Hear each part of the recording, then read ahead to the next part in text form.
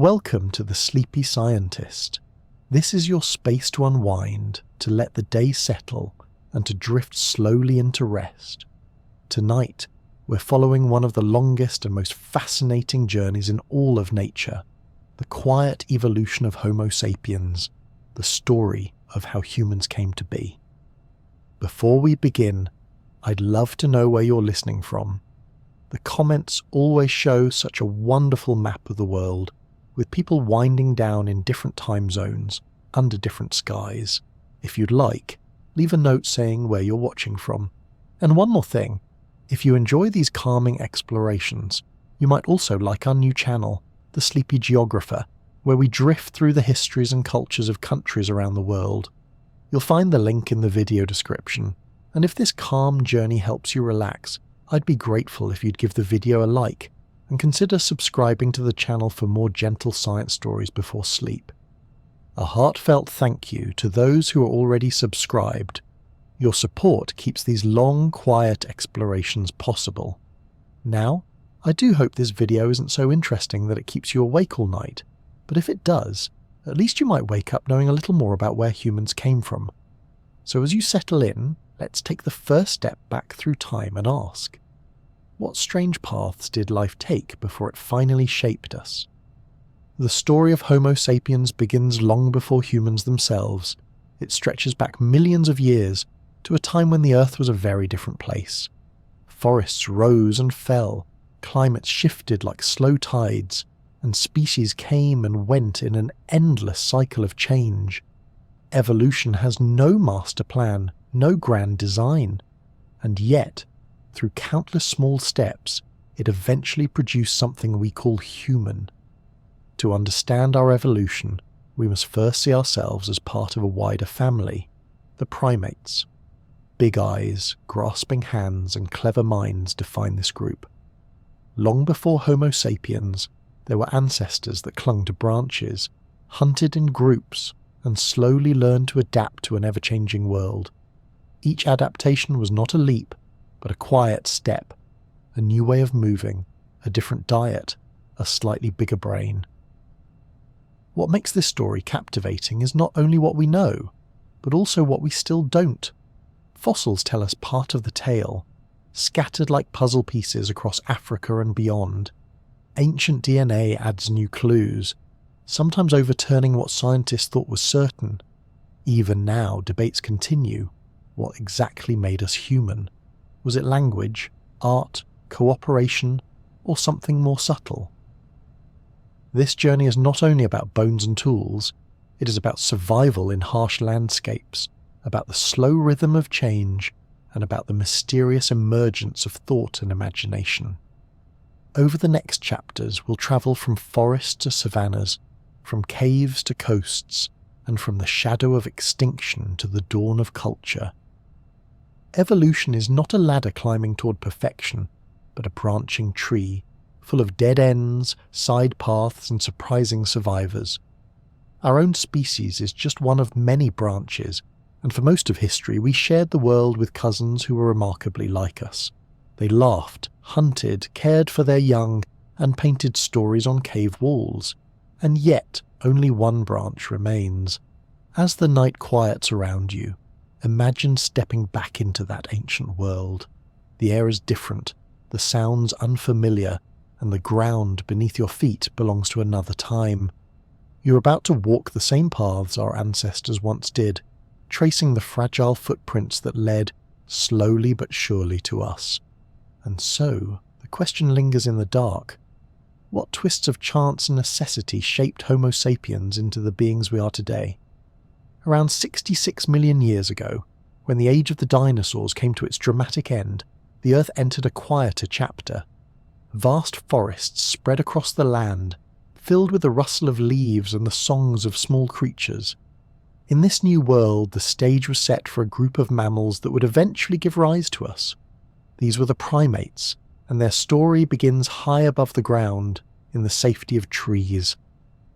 The earliest primates were not the large, clever animals we picture today, but small, nocturnal creatures, more like furry survivors of a devastated world. They lived in the shadows of the forest, darting among branches, relying on quick reflexes and sharp senses. What helped them most were their remarkable hands and feet. Unlike most mammals, they had digits capable of gripping, with nails instead of claws. This gave them a delicate precision, perfect for holding onto branches and plucking fruit. Life in the treetops was full of challenges, but it also offered safety. Predators that stalked the ground had difficulty reaching them. Insects, fruits, and tender leaves were abundant food sources overhead. To thrive in this world of shifting branches and dappled light, primates developed large, forward-facing eyes. This gave them stereoscopic vision, the ability to judge depth with accuracy, which is essential when your life depends on leaping from one branch to another without missing your grip. Those big, watchful eyes also made them well suited for nighttime activity, where moonlight barely touched the forest floor. As forests flourished, so did the diversity of primates. Some were no bigger than a mouse, darting about for insects. Others grew larger and began to experiment with diets rich in fruit and leaves. Their brains, though small compared to ours, were already showing signs of expansion. Navigating the complicated three-dimensional puzzle of the treetops demanded intelligence. Memory helped them remember where fruiting trees were, while social awareness guided their interactions with other primates in their group. One of the fascinating things about early primates is how their skeletons reveal a lifestyle built for agility. Flexible shoulders, grasping hands, and tails used for balance created bodies tuned for movement. These were not animals built for speed on the ground, but for precision in the trees. Each adaptation gave them an edge in a dangerous world. Even their teeth tell a story. With shapes suited for grinding fruit or piercing insects, they were versatile eaters, prepared for the changing seasons. Time in the forests was never static. The Earth's climate shifted, continents moved, and environments changed. Some primates remained small and nocturnal, their large eyes glowing in the dark. Others ventured into daylight where colours mattered more, and their vision adapted to distinguish ripe fruit against the green canopy. This ability to tell a red fruit from an unripe green one gave them a serious survival advantage, and may be one reason why so many primates, including humans, see the world in vibrant colour. Social life also began to play a role in their success. Living in groups offered protection from predators and made it easier to find food. But group living also demanded new skills: recognizing faces, remembering social hierarchies, and cooperating with others pushed primate brains to grow more complex. The beginnings of what would one day become our deeply social nature were already being laid out in these forest communities. By around 50 million years ago, primates had spread widely. Fossils show their presence not only in Africa but also in parts of Asia, Europe, and North America. Some lineages would vanish as climates cooled and forests receded, but others persisted, branching and diversifying. They were no longer simply survivors of the dinosaur extinction. They were thriving in their own right, with traits that would echo down through time: grasping hands, forward-facing eyes, and an ever-curious mind. Among these ancient forms, scientists identify two broad categories: the strepsirrhenes, which include lemurs and lorises, and the haplorrhenes, the ancestors of monkeys, apes, and eventually humans. Lemurs, still found today in Madagascar, preserve many features of these early primates, with their long snouts and strong sense of smell. The haplorrhenes, on the other hand, began to emphasize vision over smell, setting the stage for the large-brained primates that would follow. It is tempting to imagine these early creatures as distant prototypes of us, scampering through the leaves, their tiny fingers gripping branches as they scanned for danger with wide eyes. Of course, they were not miniature humans, but they carried within them the essential toolkit from which humans would eventually emerge. Each leap across a branch, each fruit plucked, and each night survived added up over millions of years into something extraordinary, The origins of primates remind us that evolution often works not in sudden bursts, but through small, quiet steps. A slightly better grip, a keener eye, a touch more cooperation.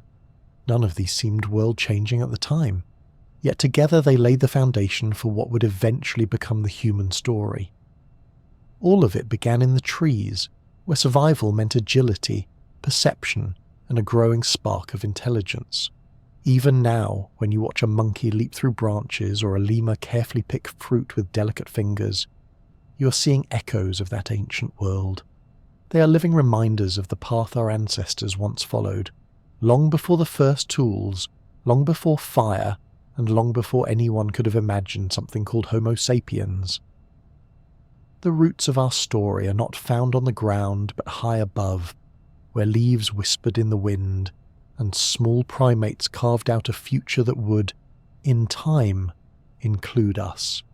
Around 10 million years ago, the story of primates began to take a turn that would eventually set our ancestors apart. The lush forest that had sheltered early primates for millions of years was shrinking in many regions of Africa. Climate change was altering the landscape, drawing back the thick canopies and opening wide stretches of savanna and woodland. For those who lived high among the branches, the rules of survival were shifting. The trees were still there, but fewer and farther apart. To thrive, some primates had to adapt to a new way of life, one that meant spending more time on the ground. It is here that we start to see the first signs of a lineage moving toward what we would one day recognize as human. These early ancestors were not yet human, and not even close in many ways, but their choices, shaped by their environment, placed them on a separate path.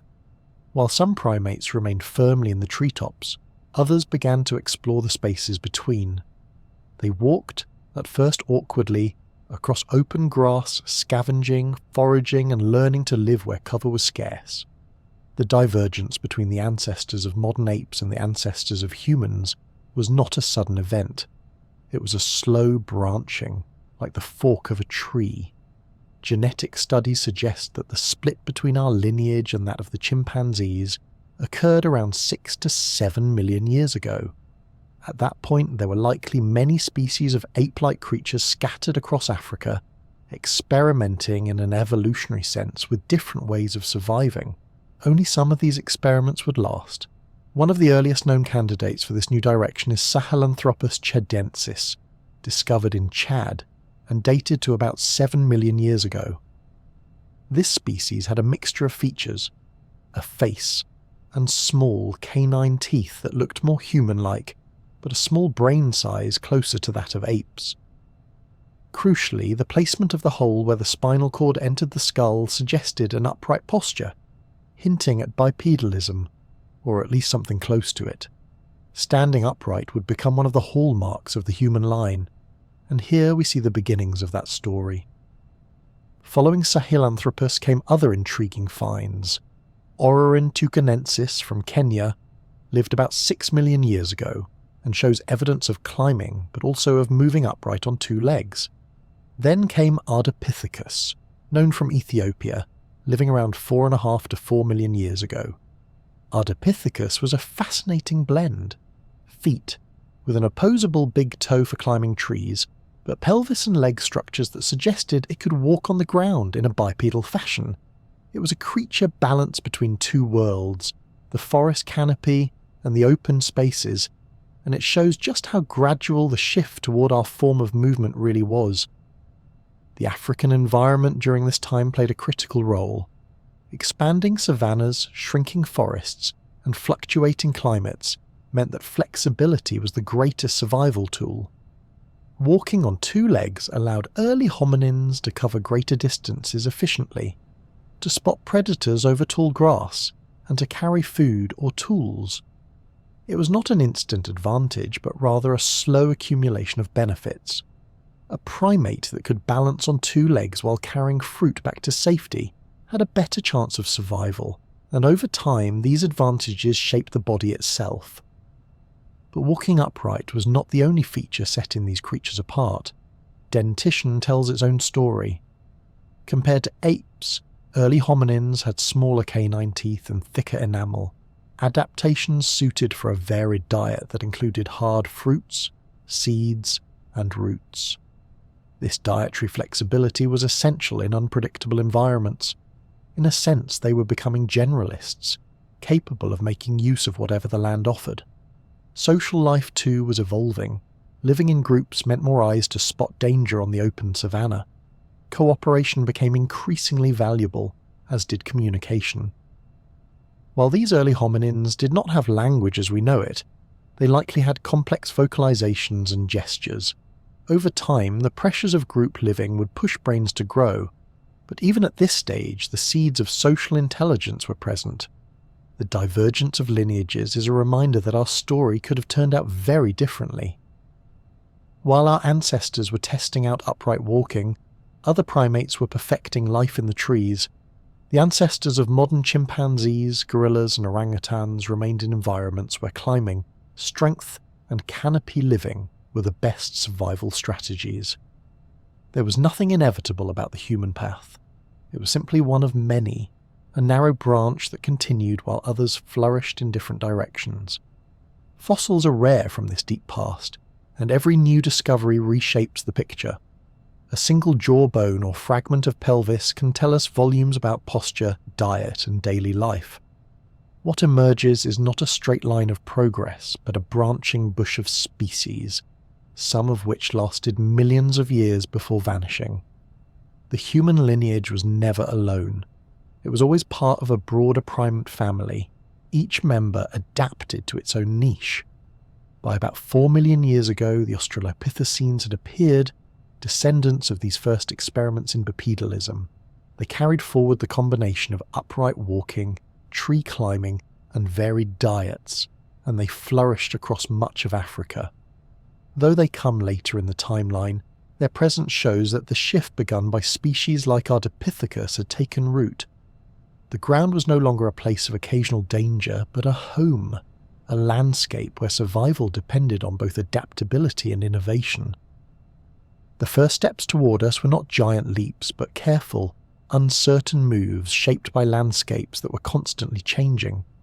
From dense forest to open savanna, from tree climbing to tentative walking, these early hominins reveal how environment and anatomy work together. They were neither apes in the modern sense nor humans, but something in between, beings learning to balance between two worlds, carrying within their bones the potential for everything that would come after. Their story is a reminder that evolution is rarely dramatic in the moment. It is a long chain of small adaptations, each one making survival a little easier in a changing world. In the quiet of ancient Africa, as forests gave way to open plains, the first true steps toward humanity were being taken. Those steps echoed into the future, setting the course for a lineage that would one day look back and wonder where it all began. Around 3.5 million years ago in the heart of Africa, the landscape was a patchwork of open grasslands, scattered woodlands, and winding rivers. Herds of antelope grazed in the tall grasses, lions prowled the edges of the plains, and towering birds like ostriches darted across the horizon.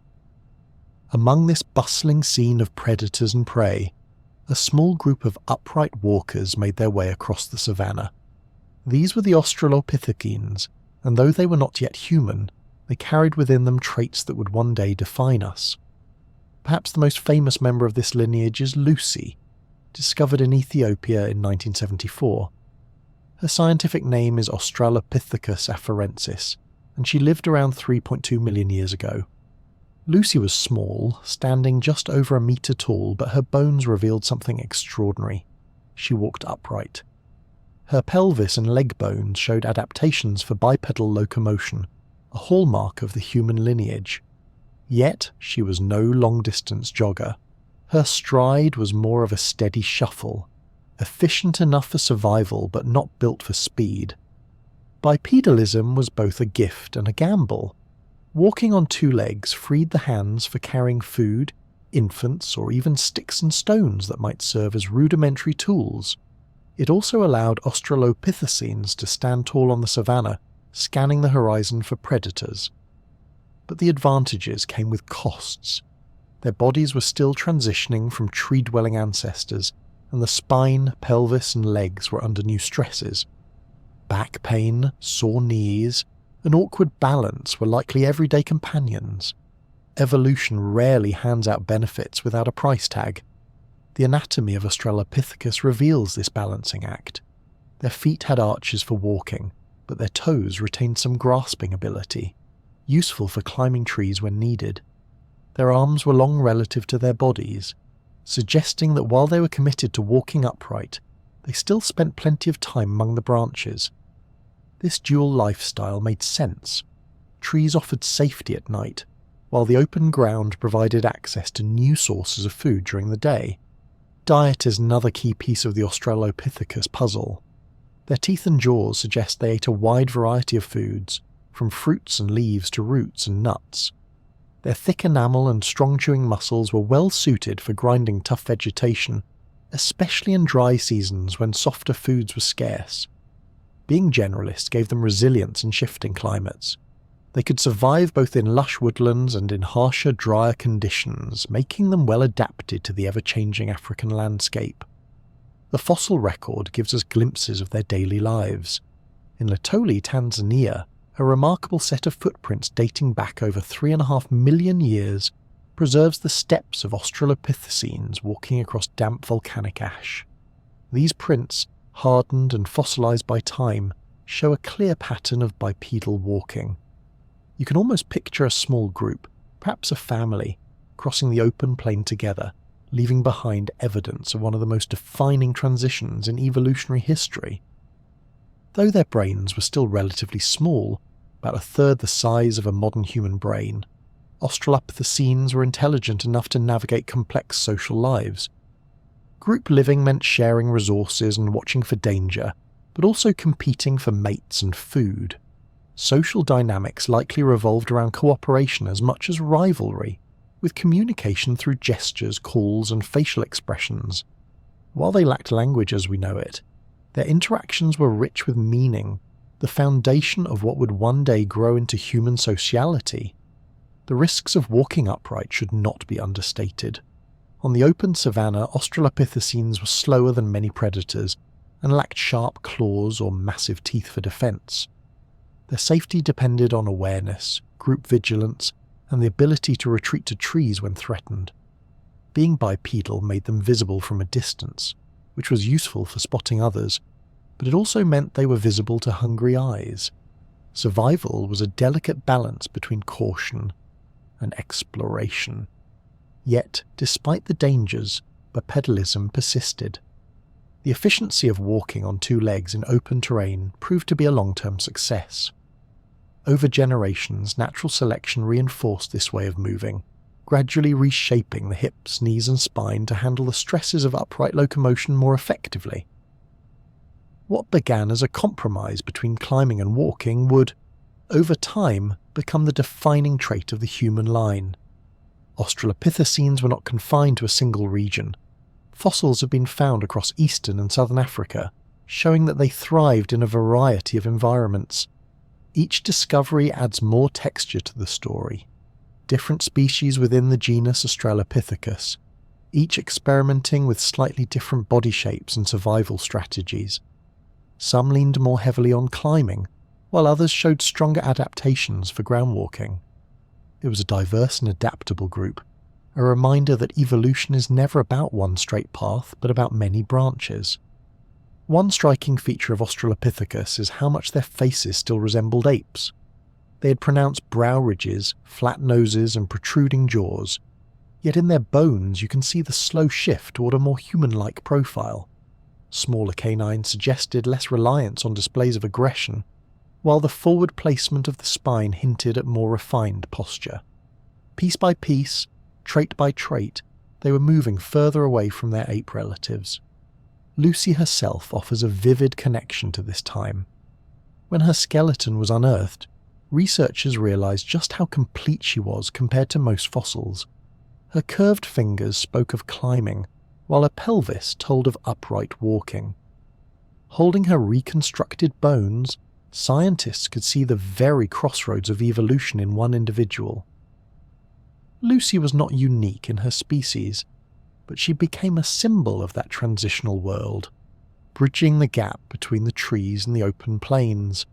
What makes the Australopithecines so remarkable is not that they were fully human-like, but that they embodied the balance of old and new. They were walkers of the savannah, yet climbers of trees. They carried the ancient toolkit of primates while testing the new opportunities of upright life. Their small brains limited them, but their adaptability gave them resilience.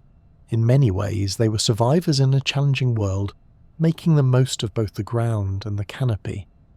Their legacy lies in the simple, steady act of walking. Each step they took across the savannah was an evolutionary gamble that ultimately paid off. They did not know that their footprints would endure for millions of years, or that their bones would one day tell their story.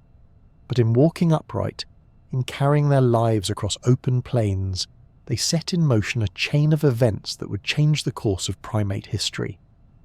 Their steps may have been small, but they echoed far into the future, shaping the beings who would one day look back and call them kin. Around 2.5 million years ago, in the shifting landscapes of East Africa, a remarkable change began to unfold. Among the rolling savannas and scattered woodlands lived a small, relatively unassuming species known today as Homo habilis. Their name means handy man, a title given not because they were master builders or engineers, but because they left behind some of the earliest known stone tools. These tools, simple though they might appear to us now, represented a profound leap in intelligence and culture. With chipped rocks and broken flakes, the dawn of technology had arrived. The older one tools, as they are called, were not polished or finely crafted. They were crude, made by striking one stone against another to produce a sharp edge. Yet that sharp edge was revolutionary. With it, Homo habilis could cut meat from carcasses, slice through plant material, and break open bones to access the rich marrow inside. What had once been a discarded skeleton left by predators became a valuable resource. This ability transformed survival, giving early humans access to a new level of nutrition that fed both body and brain. What made these tools significant was not just their utility, but the thought behind them. To make a stone tool required foresight. One had to recognize that a particular rock could be struck in a way that produced a useful fragment. It required more than strength. It demanded planning and an understanding of cause and effect. This was not an instinctual action like a bird building a nest. It was a deliberate act, a sign that abstract thinking was beginning to take shape. Homo habilis itself was a fascinating species. Standing about 1.5 meters tall, with long arms and relatively small bodies, they were still very much transitional creatures. Their brains, though modest by modern standards, averaged around 600 cubic centimeters, larger than their Australopithecine predecessors, and significantly more complex. Fossil skulls reveal a shape hinting at regions of the brain associated with planning and motor control. These were the neurological foundations for tool-making. The use of tools also reshaped social life. Imagine a small group of Homo habilis gathered around a carcass. Some individuals may have worked together to process meat, sharing the rewards of their efforts. Others may have watched and learned, copying the techniques of the skilled. For the first time, knowledge could be passed on not only through instinct, but through demonstration.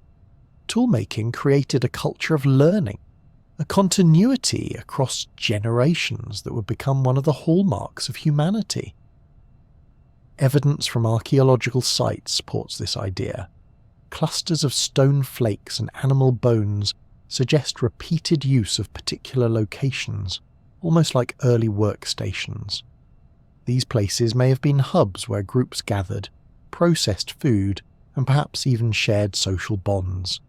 It is tempting to picture the beginnings of tradition here, the idea that certain stones worked best, or that particular areas were good for butchering. These choices laid the groundwork for shared practices, tiny sparks of culture taking root. One of the fascinating aspects of the older one toolkit is how versatile it was. A single core stone could be shaped to create flakes with sharp edges, which could then be used for cutting. The core itself, with its rough shape, could serve as a hammer or scraper. This adaptability speaks to a level of ingenuity. Even if the tools look simple to us, they represented an understanding of multifunctionality, an ability to see beyond the immediate shape of a rock to its potential uses. The impact of these tools on diet cannot be overstated. Before this innovation, early humans relied heavily on fruits, plants, and what small prey they could catch. With sharp-edged stones, they could scavenge from larger animals left behind by lions or hyenas. The access to meat and especially to bone marrow provided dense calories and essential nutrients. This dietary shift may have fueled brain growth, creating a feedback loop. Better tools allowed for better food, which supported larger brains, which in turn enabled more complex tools. Of course, toolmaking did not erase risk. Homo habilis was still small and vulnerable compared to predators. A lion could not care less about your carefully crafted stone flake. Survival demanded vigilance. But tools added an edge, quite literally, that allowed these early humans to compete in a dangerous ecosystem. With stone in hand, even the leftovers of a predator's feast became an opportunity rather than a dead end.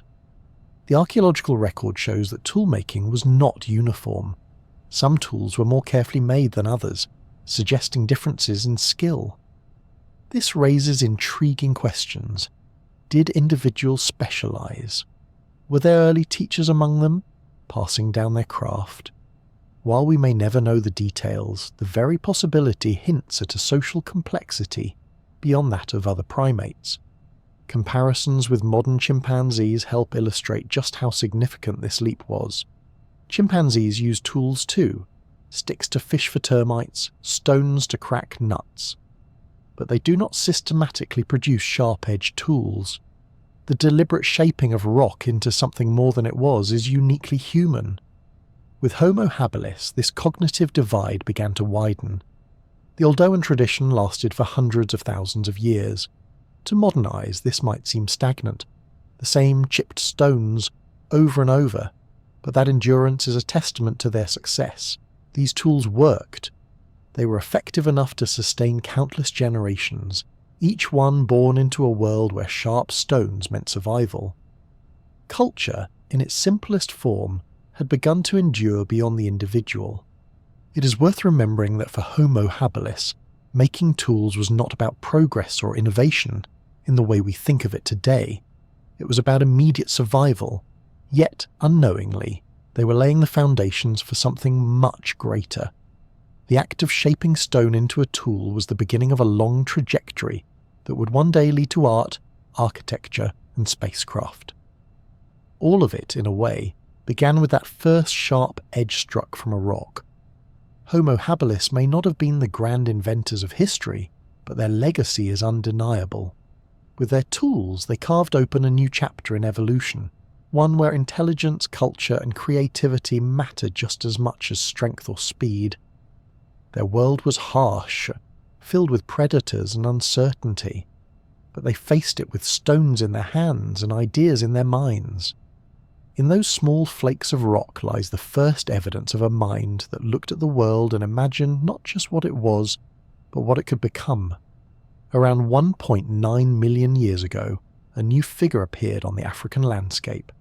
Taller, stronger, and more adventurous than those who came before, this species would become one of the longest living members of the human family. Known as Homo erectus, or upright man, they were the first true global travellers, the pioneers who stepped beyond Africa and carried the story of humanity into new lands. With them came not only physical endurance but also the beginnings of mastery over one of nature's most powerful forces, fire. Fossil evidence shows that Homo erectus had a body strikingly similar to ours. They were the first of our ancestors to reach modern human proportions, with longer legs, shorter arms, and a rib cage that gave them a more athletic frame. Standing up to nearly 2 meters tall in some cases, they looked far more like us than any of the hominins before them. Their anatomy was built for walking long distances, and more than that, for running. Endurance running may sound like an odd survival strategy, but it was a brilliant adaptation. While many animals can sprint faster than humans, few can maintain speed for long. Homo erectus, with their springy Achilles tendons, arched feet, and sweat glands covering their skin, were specialists in persistence hunting. By jogging steadily under the hot sun, they could pursue prey over hours until the exhausted animal collapsed from heat and fatigue. It was not dramatic like the chase of a lion, but it was effective.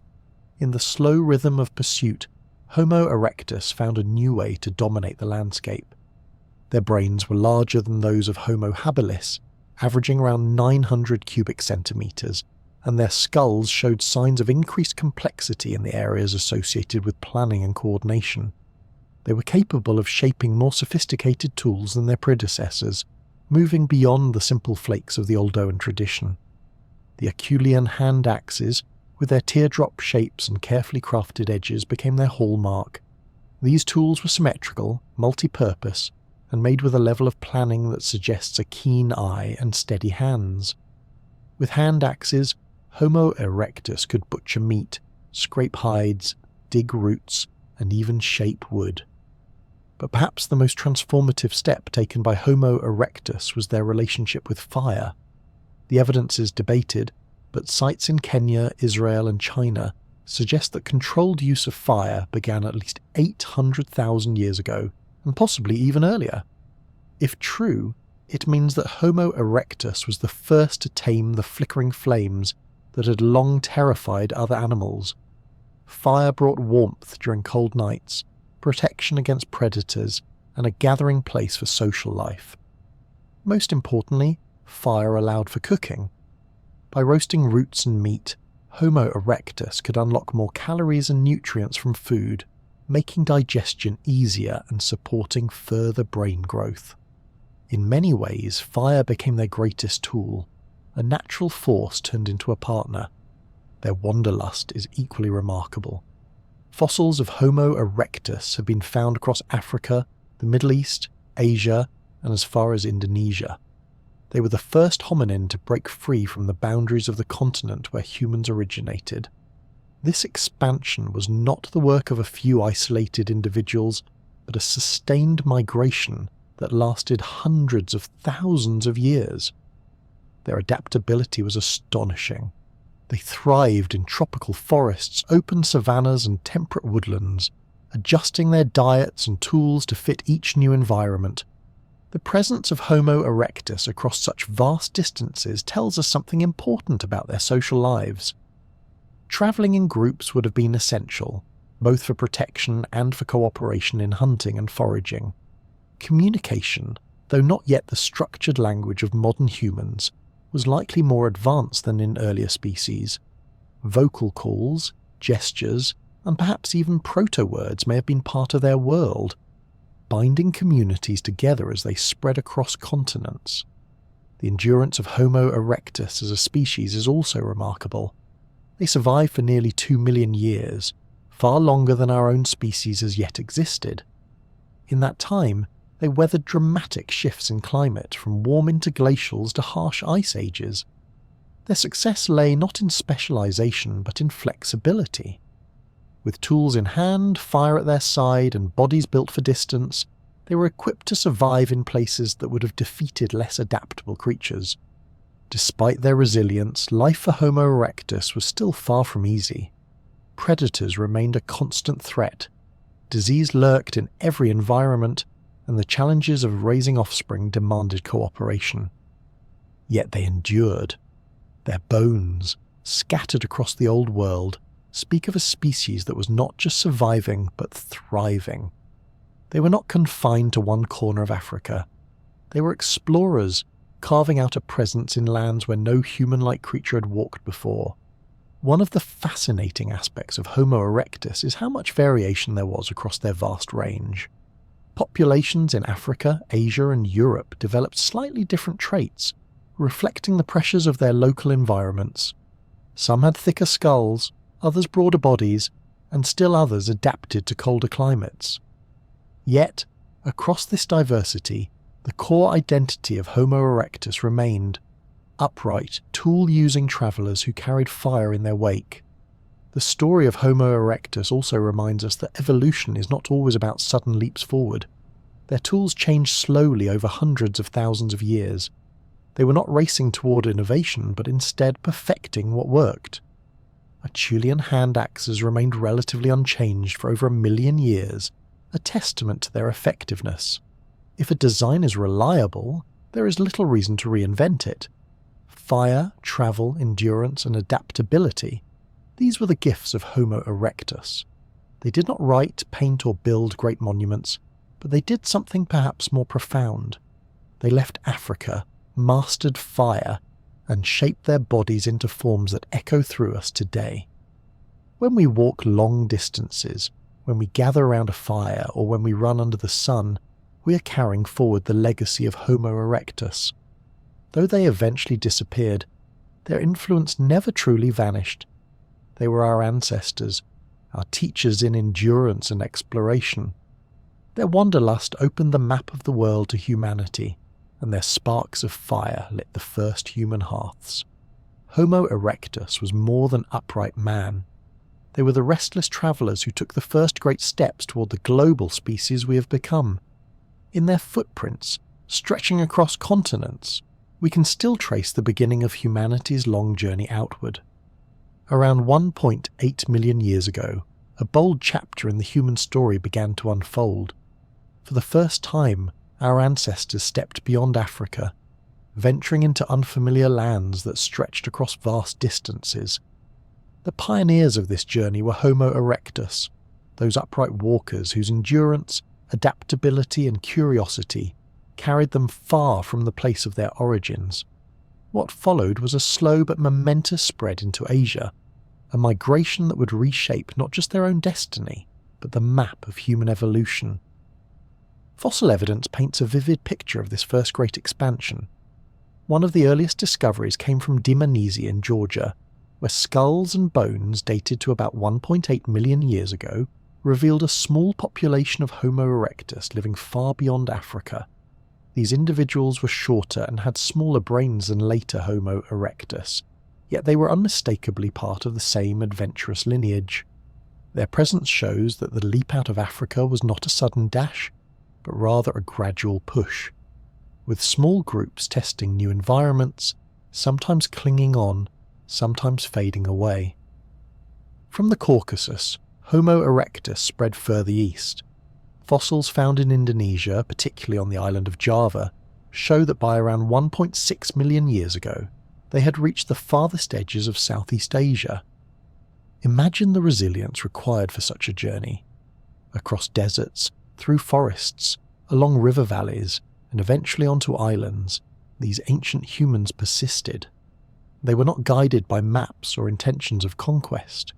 They simply followed the pull of survival, the search for food, water, and safer places to raise their young. Adapting to new climates was one of their greatest achievements. In Africa, Homo erectus had faced hot savannas and shifting dry seasons. But outside Africa, they encountered freezing winters, monsoon rains, and dense forests. Their survival depended on flexibility. In colder regions, fire became not just useful but essential. The warmth of flames allowed them to sleep through icy nights, to cook food that might otherwise have been indigestible, and to keep predators at bay. In tropical forests, they relied on sharp-edged tools to cut through thick vegetation and to process the diverse foods available. Each environment demanded something different, and Homo erectus, though not armed with complex technology, met those challenges with persistence and ingenuity. One of the striking aspects of this expansion is how small the groups must have been. Early migrations likely involved just a handful of families, moving together, establishing themselves in new areas and slowly growing in number. Such small populations would have been vulnerable to disease, famine, or predation. Many groups probably vanished, leaving no trace. Yet enough endured that fossils now appear scattered across Asia, each one a footprint of survival against the odds. The remains of Homo erectus in different parts of Asia show subtle variations, shaped by isolation and local conditions. In Indonesia, the so-called Java man fossils revealed thick skulls and strong bones, adapted perhaps to a rugged lifestyle. In China, at Zhoukoudian near Beijing, the famous Peking man fossils tell of a population living in caves, making tools, and possibly controlling fire nearly 700,000 years ago. These sites give us more than bones. They give us glimpses of lives lived on the edge of survival, sustained by intelligence and adaptability. Their diet, too, shifted with each new landscape. On the open steppes, large herbivores provided meat, while in forests, roots, nuts, and smaller animals became staples. The ability to exploit varied resources was one of their strengths. Archaeological sites show bones with cut marks, evidence of butchery, and tools scattered nearby, testimony to their skill in making the most of what the land provided. This dietary flexibility likely helped Homo erectus persist in regions where less adaptable species might have failed. Though their brains were smaller than ours, averaging about 900 cubic centimetres, they were large enough to support complex behaviour. The Herculean hand axe remained their versatile companion, a tool that could serve as knife, hammer, and scraper. Its wide distribution across Africa, Europe, and Asia shows how fundamental it was to their way of life. And yet, despite the spread, Homo erectus populations often remained small and isolated. For hundreds of thousands of years, they were scattered communities, separated by geography and climate, surviving in pockets where conditions allowed. Their persistence is remarkable. In places like Java, Homo erectus may have survived until as recently as 100,000 years ago, overlapping with the rise of modern humans. That means their story spanned nearly 2 million years, a longevity few species can match. The key to that success lay in their ability to endure in small, resilient populations. They did not need vast numbers to leave an impact. They needed only determination, adaptability, and the spark of firelight to keep them going. What drove them to leave Africa in the first place?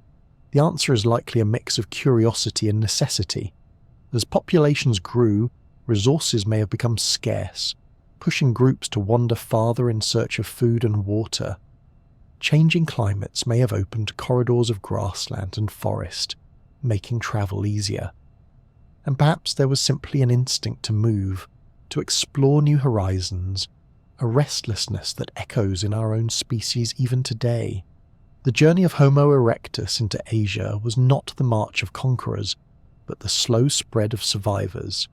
Each step carried risks, yet also opportunities. They crossed rivers, climbed mountains, and faced predators unlike any they had known before. And in doing so, they showed that humans, or the beings who would one day become humans, were not bound to one land. They could adapt, endure, and thrive across the world. Their migration out of Africa marked a turning point in the human saga. It proved that our lineage was not tied to a single environment, that survival was possible in deserts, forests, plains, and caves. It showed that endurance, cooperation, and a few simple tools could carry a species farther than instinct alone. Homo erectus may not have known they were explorers, but in their footsteps lies the first great journey of humanity. It was a journey that stretched from the savannas of Africa to the distant islands of Indonesia, a journey measured not in maps or miles, but in survival itself. The spread of Homo erectus reminds us that the story of humanity was never confined to one place. It began with small groups stepping into the unknown, carrying only their wits, their tools, and their resilience. Those quiet wanderers lit the path that countless generations would follow, leaving Africa behind but carrying Africa within them wherever they went. Their legacy is written not in monuments or cities, but in their sheer persistence, in the fact that against all odds they endured. When the winds of the Ice Age swept across Europe and Western Asia, another kind of human was already there, thriving in the harsh cold and the rugged landscapes. These were the Neanderthals, a species so close to us that traces of them remain in our DNA today. Stocky, Powerful and intelligent, they were our cousins, living parallel lives for hundreds of thousands of years before their eventual disappearance. For a long time, they were portrayed as brutish cavemen, but modern science paints a far richer picture, one of resilience, culture, and sophistication. The strength of the Neanderthals was immediately apparent in their bones. Their skeletons reveal short, robust frames, with broad rib cages and thick limbs. Adapted to cold climates, their bodies conserved heat better than those of modern humans. They were immensely muscular, with gripping hands and strong shoulders. Archaeological evidence suggests they hunted massive animals such as woolly mammoths, bison, and rhinoceroses. Doing so required not only raw power but also teamwork and strategy. These were not reckless charges into danger, but coordinated hunts, carried out with spears and planning. Injuries seen in their bones resemble those of rodeo riders, suggesting the risks of close encounters with large animals. Their hunting strategies were diverse. In wooded regions, they used ambush techniques, hiding and waiting for prey to pass. In open terrain, they worked in groups to drive animals into natural traps, like ravines or marshes. This level of organisation implies communication and social coordination. They understood the land, the habits of animals, and the value of cooperation. Hunting was not simply survival. It was a skill passed down and shared, evidence of a culture rooted in knowledge of the environment. Beyond strength, Neanderthals also displayed a surprising depth of intelligence. Their brains were on average slightly larger than those of modern humans, though differently shaped. The size of the brain does not directly measure intelligence, but their capabilities are clear from what they left behind. They created sophisticated stone tools, more advanced than the simple flakes of earlier humans. These so-called Mousterian tools included scrapers, awls, and points, crafted with care and often specialised for particular tasks. They also used organic materials like bone and wood, though these rarely survive in the archaeological record. Culture among the Neanderthals extended beyond tools and hunting. Evidence shows they cared for their sick and injured. Fossil remains have been found of individuals who lived long after sustaining crippling injuries, meaning others must have looked after them. This compassion, the willingness to care for those who could not contribute directly to survival, speaks volumes about their social bonds. They were not merely surviving machines. They were communities bound by empathy and connection. Perhaps most intriguing are the signs of symbolic behaviour. At sites in Spain and France, archaeologists have uncovered pigments, carved objects, and even possible jewellery made from animal teeth or shells. One cave in Spain contains red ochre markings that are at least 65,000 years old, predating the arrival of modern humans in the region. This suggests that Neanderthals engaged in symbolic or artistic expression, once thought to be uniquely human. The lines, dots, and handprints may not have been art as we define it, but they were meaningful gestures, signs of abstract thought. Burial practices also provide insight into their minds. Several Neanderthal sites show deliberate burials, with bodies placed carefully in graves. In some cases, traces of pollen hint that flowers may have been laid with the dead, though this interpretation is debated. Whether or not they decorated graves, the act of burying itself reflects an awareness of death and a respect for the individual. These practices suggest ritual, memory, and perhaps even belief. They hint that Neanderthals contemplated life beyond survival, venturing into the realm of meaning and spirituality. Fire was another central part of their lives. Hearths found at sites across Europe show that they regularly used fire for warmth, cooking, and protection. They may even have understood how to manage flames over long periods. Cooked food would have been easier to chew and digest, giving them more energy and broadening their dietary options. Fire also created social spaces, gathering points where knowledge and stories could be shared. In the flickering glow, Neanderthals may have bonded, just as humans still do around campfires today. Interactions with the natural world shaped their culture as much as their tools did. They lived in caves and rock shelters, adapting their surroundings for comfort and protection. Some researchers suggest they may have used animal hides as clothing, stitched together with the help of bone awls. This resourcefulness allowed them to endure the brutal winters of Ice Age Europe, where temperatures could plummet and survival required ingenuity as much as muscle. For all their resilience, Neanderthals were not isolated. Genetic studies reveal that they interbred with early Homo Sapiens when our ancestors moved into their territories. Today, most people of non-African descent carry between 1 and 2% Neanderthal DNA. These inherited fragments influence everything from immune system responses to skin and hair traits. Far from being a separate, forgotten species, Neanderthals left a living legacy woven into our very biology. Yet their story also has a poignant ending. Around 40,000 years ago, they vanished from the fossil record. The reasons remain debated. Climate change may have reduced their habitats and food sources. Competition with modern humans, who brought new technologies and larger social networks, could have been another factor.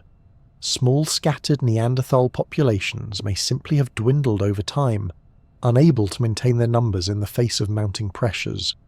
Their disappearance was not sudden but gradual, the fading of a resilient species that had thrived for hundreds of thousands of years. What remains of the Neanderthals is not a tale of failure but of remarkable survival. For more than 300,000 years they endured some of the harshest climates Earth has seen. They hunted giants, cared for one another, and left signs of a culture that still challenges our assumptions about what it means to be human. They were strong, yes, but they were also thoughtful, creative, and compassionate. When we look at the evidence, the tools, the hearths, the graves, and the genetic traces within ourselves, we see not a crude cousin, but a fellow human species. They remind us that intelligence takes many forms, and that culture is not the sole domain of Homo sapiens. In the icy caves of Europe, Neanderthals built lives full of struggle, community, and meaning. Their story is not separate from ours. It is part of the long branching tale of humanity, one that still lingers in our blood and in the echoes of the Ice Age winds they once called home. High in the Altai mountains of Siberia lies a cave that has become one of the most extraordinary sights in the study of human evolution. At first glance, Denisova Cave seems unremarkable, just a rocky shelter tucked into the landscape, a place where ancient peoples might have taken refuge from the cold. Yet from its soil and bones, scientists uncovered evidence of a human lineage so mysterious that it has rewritten our understanding of our family tree. These are the Denisovans, a group we know not from complete skeletons or elaborate artifacts, but from fragments and DNA that whisper of their existence. The story began in 2008, when researchers discovered a small finger bone in the cave. At first, it seemed like just another fossil from the long timeline of hominins.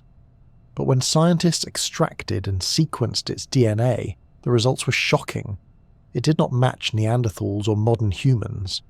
Instead, it revealed a previously unknown branch of the human family tree. Suddenly, a ghost lineage had stepped out of the shadows, one that had lived alongside us for tens of thousands of years, yet left barely a trace in the archaeological record. Unlike the Neanderthals, whose remains are scattered across Europe and Asia, Denisovan fossils are incredibly sparse. A few teeth, a jawbone found in Tibet, and fragments of bone from Denisova Cave are all we have. These remains are not enough to reconstruct their full appearance.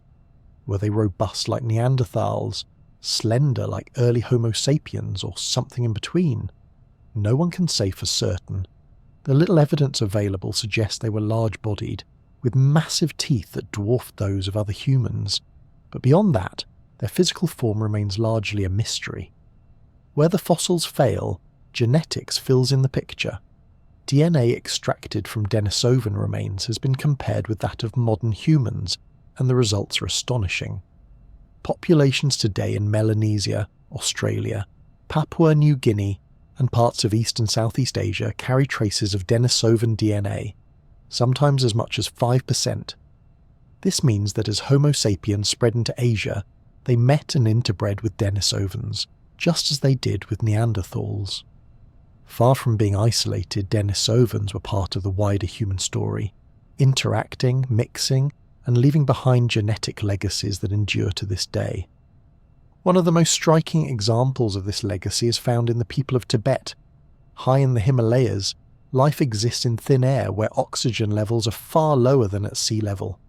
Modern Tibetans have a genetic adaptation that allows their blood to carry oxygen efficiently without thickening dangerously. This trait comes directly from Denisovan DNA.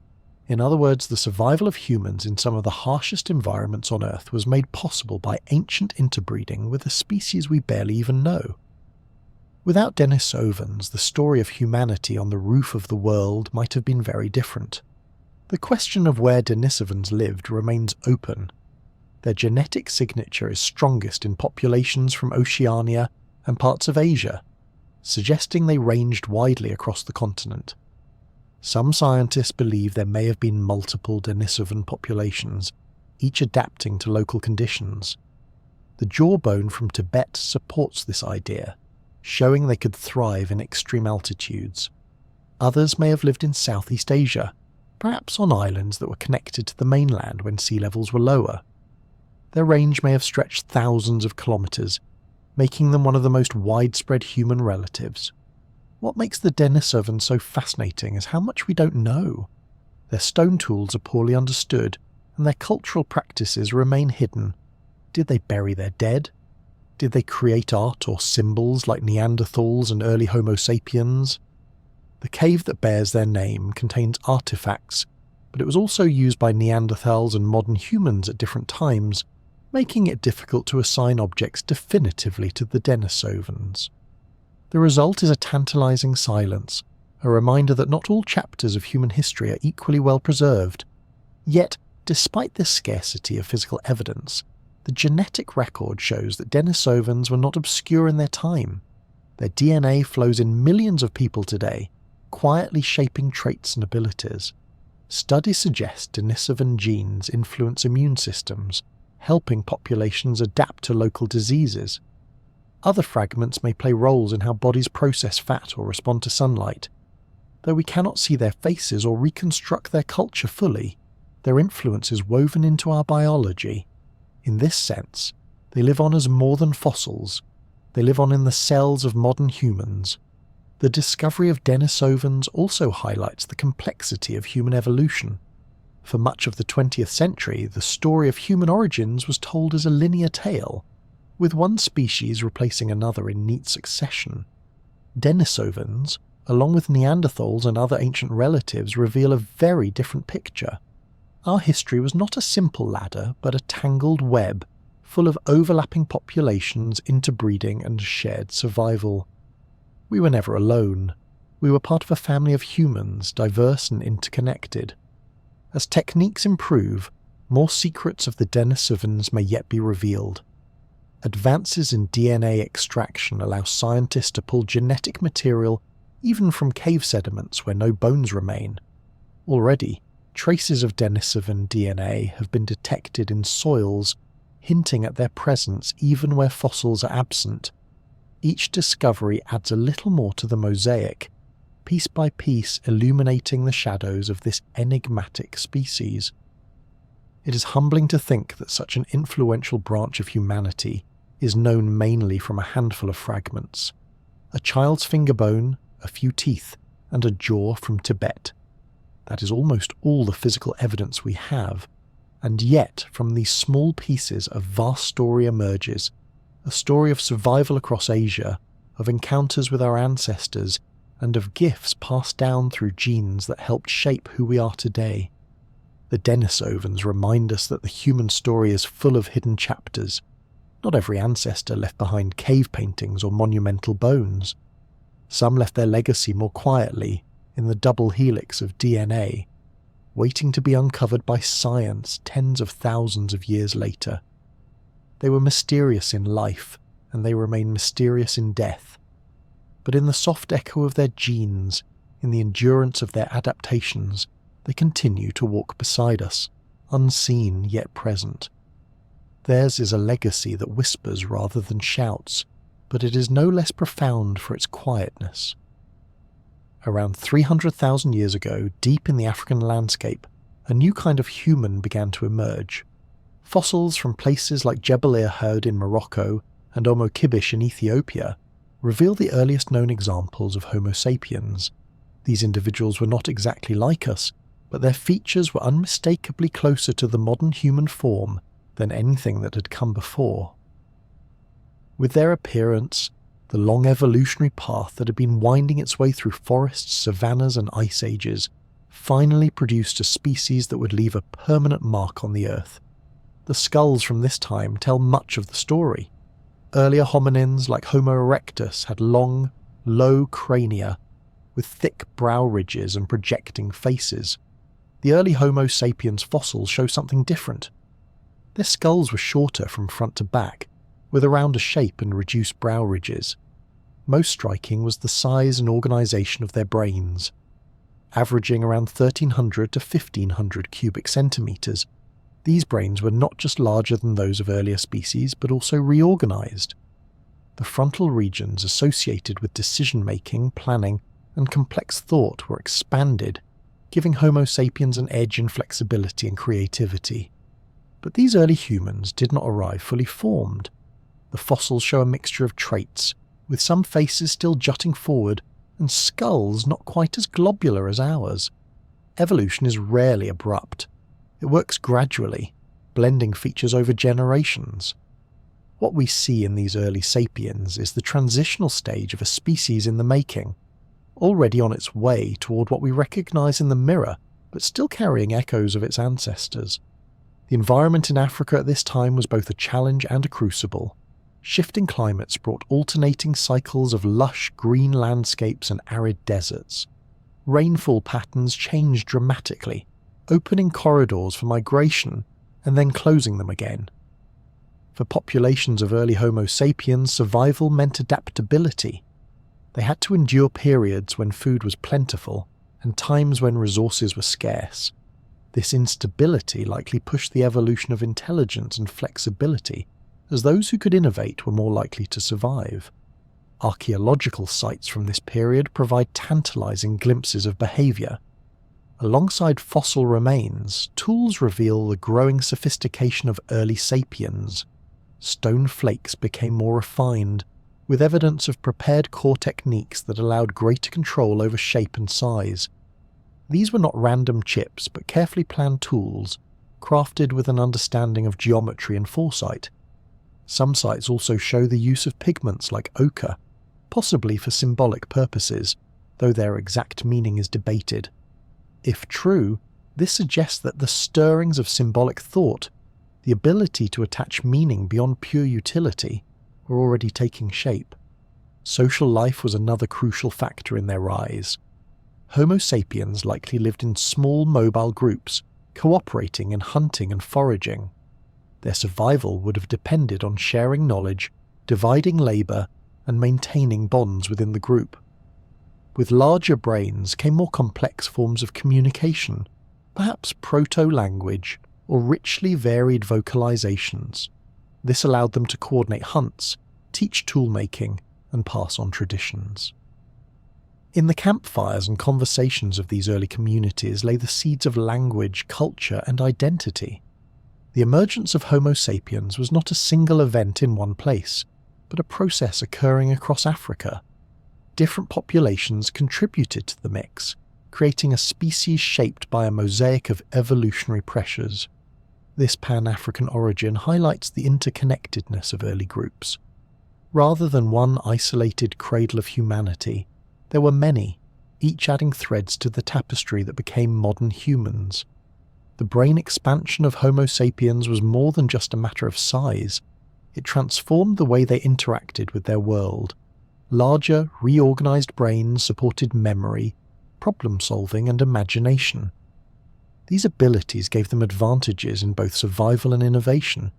They could experiment with new techniques, adapt tools for different tasks, and conceive of strategies before carrying them out.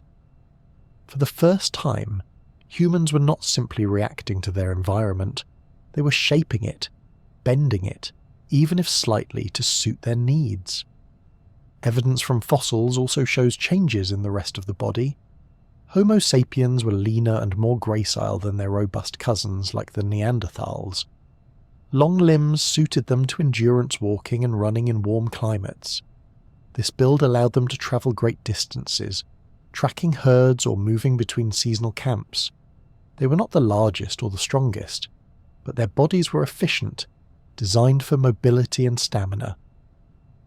In the varied environments of Africa, this adaptability was a survival advantage. Another striking feature of early Homo sapiens is the beginnings of diversity. Even within Africa, populations showed variation in physical traits, reflecting adaptation to local conditions.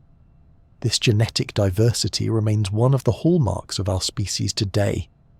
Africa was and still is the heart of human variation, the place where the genetic foundations of humanity were laid down. Life 300,000 years ago was not easy. Predators such as lions, leopards and hyenas roamed the land. Crocodiles lurked in rivers and snakes slid through the grasses. Illness, injury and scarcity posed constant threats, yet Homo sapiens endured. Their intelligence, social bonds and adaptability gave them tools no claw or fang could match.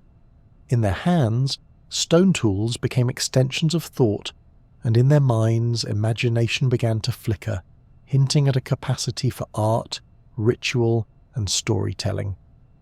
The rise of Homo sapiens in Africa marks the beginning of a species that would one day cross continents, sail oceans, and gaze at the stars.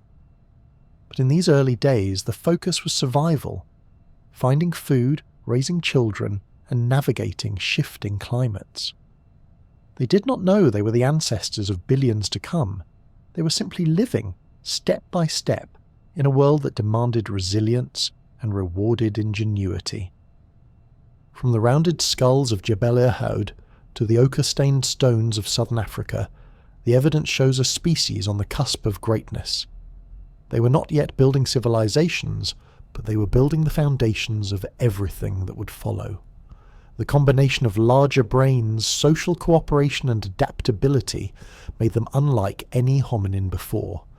The emergence of Homo sapiens was not the end of evolution, but it was the beginning of something unique, a species capable of imagination, reflection, and innovation. In the quiet camps of ancient Africa, under star-filled skies, the first truly modern humans walked, thought, and dreamed. Their journey had just begun, but the world was already changing in their wake. The world in which early Homo sapiens emerged was anything but stable. Climate was not a gentle backdrop, but a restless force, forever reshaping the land, the plants, and the animals upon which humans depended. Over the last few 100,000 years, Earth swung repeatedly between ice ages and warmer interglacial periods.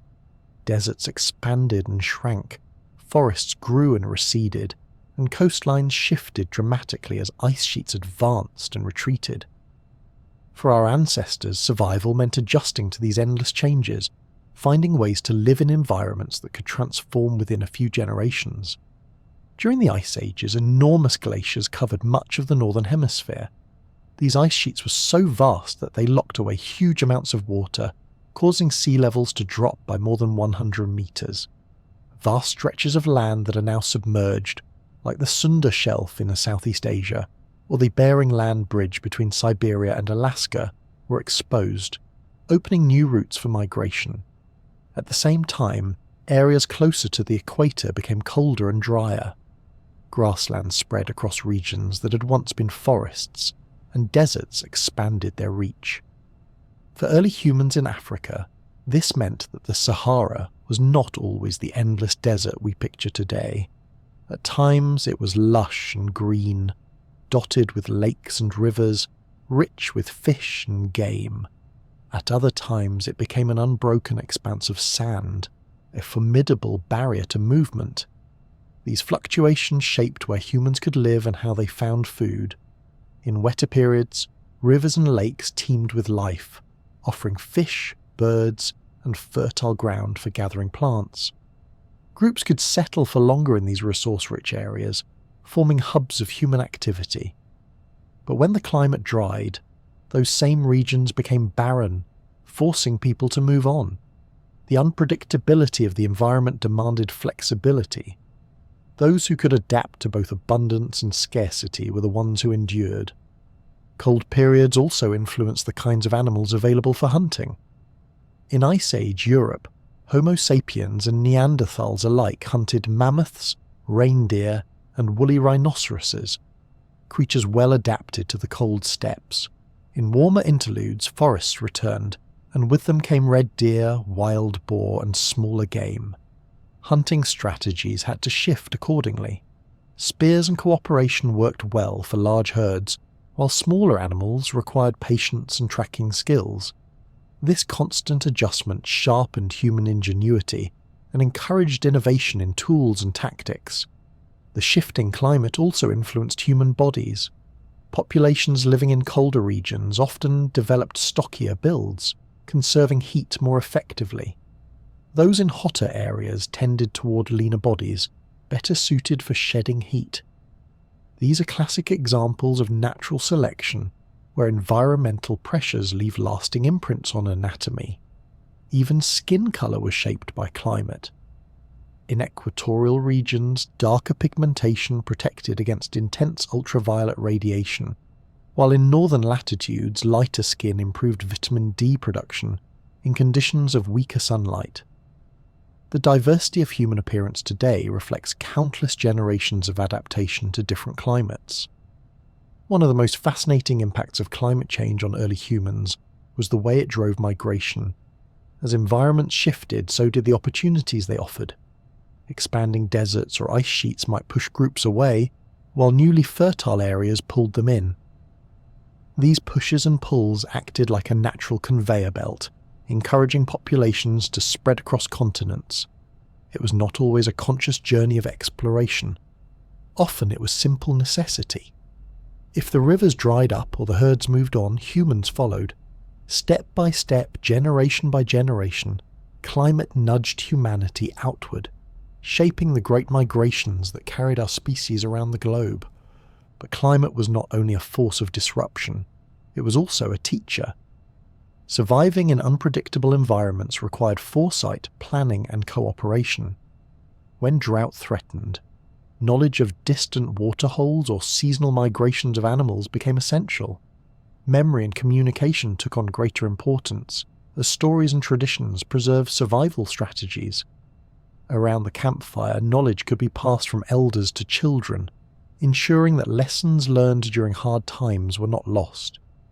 In this way, climate instability may have played a direct role in the growth of human culture and cognition. Archaeological evidence shows how humans adapted to changing environments. In Africa, sites reveal stone tools suited for different tasks, from butchering large animals to processing plant materials. In wetter periods, there is evidence of fishing and gathering along lake shores, while in drier times people relied more on roots, seeds, and mobile hunting. The ability to switch diets depending on what was available was one of Homo sapiens' greatest strengths. Where other species faltered when their preferred food vanished, humans broadened their options. Flexibility became a survival strategy in its own right. The impact of shifting climates can also be seen in the patterns of human dispersal. Genetic studies suggest that at least some waves of migration out of Africa coincided with periods when the Sahara was green and passable. At other times, deserts and ice created barriers that isolated populations for thousands of years. This ebb and flow of connection and isolation helped shape the genetic diversity of our species. Groups separated by harsh climates developed unique traits, while later contact blended those differences back together. Even art and symbolism may have roots in the challenges of climate. When environments grew harsh, cooperation and shared identity became more important. Symbols, whether painted on cave walls, carved into tools, or worn as ornaments, may have helped bind groups together, reinforcing social cohesion in times of stress. In this way, the pressures of climate may have indirectly encouraged the growth of culture and imagination. Living through such dramatic shifts must have been daunting. Imagine being part of a small band of hunter-gatherers, watching as familiar rivers dried up, forests withered, and the animals you depended on vanished. Yet our ancestors were not passive victims. They were problem solvers. They tracked new herds, learned to dig for tubers, and carried water in skins. They sought out caves and built shelters. They endured. Each adaptation, no matter how small, was a victory against the odds. Over the course of hundreds of thousands of years, climate sculpted humanity as much as bones and tools did. It tested resilience, rewarded ingenuity, and encouraged migration. It demanded cooperation and sharpened minds. Our species is not simply a product of biology but of environment, shaped again and again by the rhythms of ice, desert, and rain. The rise and fall of ice sheets, the greening and drying of the Sahara, the expansion and contraction of forests. All these cycles were chapters in the human story.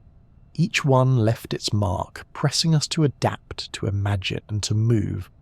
Climate was not just the stage upon which our ancestors lived. It was an active participant in their journey, a restless force that both threatened and inspired. In its changing face, early humans learned the most valuable lesson of all: survival belongs not to the strongest, but to the most adaptable. Around 70,000 years ago, a remarkable journey began that would eventually carry Homo sapiens across the entire globe. For hundreds of thousands of years, our species had lived and evolved in Africa, adapting to the continent's shifting climates and landscapes. But during this period, small groups of humans began to push beyond familiar territory, leaving Africa behind to explore the wider world. This was the Great Migration, the first steps in humanity's expansion that would eventually see people living on every continent except Antarctica. Genetic evidence suggests that while earlier migrations out of Africa had occurred, the most successful wave took place between 60 and 70,000 years ago. These were not great caravans of people moving all at once, but rather small bands, perhaps just a few dozen individuals following rivers, coastlines, and sources of food. Over generations, these groups spread into new lands, their descendants branching outward like tributaries of a river, carrying with them the story of our species. The routes they followed have long been the subject of study and debate. One pathway likely led through the Sinai Peninsula into the Levant, where humans would have encountered landscapes already familiar to Neanderthals. Another, increasingly supported by archaeological and genetic evidence, took a southern route, hugging the coasts of the Red Sea, moving through what is now Yemen and Oman, and continuing along the shores of the Arabian Peninsula. The coastlines provided abundant resources: shellfish, fish, and edible plants, making them natural highways for human migration. Travelling along the sea, humans could move steadily eastward, their footprints leaving faint traces in the sand and their campfires glowing against the night. From these routes, populations spread into Asia. Evidence from sites in India suggests that humans were present there by at least 65,000 years ago. As they moved further east, some groups continued along the coasts while others ventured inland, adapting to forests, rivers, and plains. The ability of Homo sapiens to thrive in such diverse environments highlights their adaptability. Unlike species tied to a narrow niche, humans could survive by adjusting their diets, crafting new tools, and learning from the land itself. One of the most astonishing aspects of this migration is how quickly humans reached the far edges of Asia. By around 65 to 50,000 years ago, they had travelled through Southeast Asia and begun to settle the vast islands of Indonesia. This required crossing stretches of open water, something no other hominin had managed on such a scale. Even if the sea levels were lower at the time, there were still channels that demanded some form of seafaring ability. Simple rafts or dugout canoes may have carried our ancestors across these waters, making them among the earliest mariners in history. From there, humans pushed onward into Australia. By about 50,000 years ago, Homo sapiens had reached this continent, a land unlike any they had known before. Australia was home to giant marsupials, enormous birds, and unique ecosystems, yet humans adapted swiftly, bringing with them fire, tools, and cooperative hunting strategies. The presence of early rock art in northern Australia, some dating back tens of thousands of years, shows that these first settlers carried not only survival skills, but also a sense of imagination and culture. This spread into Asia and Australia was not the work of a single pioneering group, but of many waves, branching and diverging over time. Some populations may have thrived, while others vanished, leaving no descendants. The genetic record shows that today's human populations outside Africa trace their ancestry back to these early travellers, carrying within them fragments of those original journeys. What drove these migrations is a question with no single answer. Climate shifts may have played a role, opening green corridors through what were once deserts, or lowering sea levels to expose new coastal routes. Population pressures in Africa could have encouraged groups to seek new lands. Curiosity may also have been a factor, as humans explored beyond the horizon, compelled by the same restlessness that drives exploration even today. Whatever the reason, once begun, the migration became unstoppable, each generation moving a little further, establishing new footholds across the map. The movement out of Africa also brought encounters with other human species. In the Middle East and parts of Europe, Homo Sapiens met Neanderthals. In Asia, they encountered Denisovans. These meetings were not always hostile. Genetic evidence shows that interbreeding occurred, leaving lasting marks in modern DNA. The Great Migration was not simply a story of replacement, but also of blending, as different branches of the human family came together, shared genes, and then moved apart. Archaeological traces of these journeys provide a fascinating glimpse into daily life. In coastal caves, shells with drilled holes suggest that humans decorated themselves with ornaments, perhaps as signs of identity or beauty. Hearths reveal the importance of fire as both a tool and a social centre. Stone tools show the gradual spread and refinement of technology. Each of these traces is a quiet reminder that the people making these journeys were not just surviving, they were creating culture, carrying with them traditions, ideas, and symbols that gave meaning to their lives. Reaching Australia marked one of the most extraordinary achievements of early humans. It demonstrated not only physical endurance, but also the capacity to innovate, to build watercraft, and to navigate unfamiliar environments. From Africa to Australia is a span of more than 10,000 kilometres, yet within the span of a few tens of thousands of years, humans accomplished it with little more than stone tools, fire, and their own ingenuity. It is a testament to the adaptability and determination of our species. The Great Migration out of Africa was not the end of movement, but the beginning of humanity's global spread. From Asia, some populations would later move into Europe, others into the cold steppes of Siberia, and still others across the land bridge into the Americas. But it all began with those first small groups stepping beyond Africa, venturing into landscapes no one of their kind had ever seen before. The story of this migration is not just about survival. It is about the spirit of movement, the willingness to face uncertainty, and the capacity to adapt. In every shell bead, every footprint, and every shard of stone along these ancient paths lies a reminder of humanity's greatest strength, the ability to wander, to endure, and to make new worlds home. When Homo sapiens first left Africa and began to wander into Eurasia, they discovered that the world was not empty. Across Europe and Western Asia, the Neanderthals were already well established, perfectly adapted to the cold steppes and forests of the Ice Age.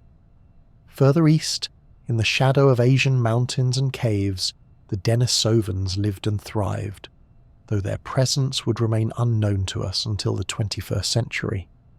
For tens of thousands of years, our ancestors shared the planet with these cousins, and rather than keeping entirely to themselves, they mingled, forming connections that would leave a genetic legacy still present in our bodies today. The evidence for this mingling is written in DNA. In 2010, the first draft of a Neanderthal genome was published, and with it came a revelation. People of non-African descent carried between 1 and 2% Neanderthal DNA in their genomes. This meant that at some point early Homo sapiens had interbred with Neanderthals. The encounter was not a one-off curiosity, but repeated enough to leave a lasting imprint. For years, textbooks had presented Neanderthals as an evolutionary dead end. Yet here they were, living on inside modern humans, their genes woven into our biological fabric. A similar story unfolded with the Denisovans. The discovery of Denisovan DNA from a finger bone in Siberia revealed another branch of humanity, and genetic studies soon showed that their legacy was strongest in people from Melanesia, Papua New Guinea, and parts of Australia, where up to 5% of the genome can be traced back to them. This meant that as Homo sapiens spread through Asia, they met Denisovans and formed bonds that went beyond simple coexistence. Just as with the Neanderthals, these meetings were not purely confrontational. They involved shared lives and offspring, blending lineages in ways no one had imagined. What did these encounters look like? It is easy to picture them as tense or hostile, with rival groups competing for land and food, and certainly competition must have existed. But the genetic evidence makes clear that encounters were not always violent. There must have been times when individuals from different groups lived together, raised children, and built communities. Love, alliances, or simply survival could have drawn them together. In these unions, barriers between species blurred, and humanity's story became one of connection as much as separation. The contributions of these cousins were not trivial. Some of the genes inherited from Neanderthals and Denisovans turned out to be advantageous. Neanderthal DNA influences skin and hair, helping early humans adapt to lower levels of sunlight in northern regions. It also plays a role in immune systems, strengthening defences against pathogens that Homo sapiens had never encountered before leaving Africa.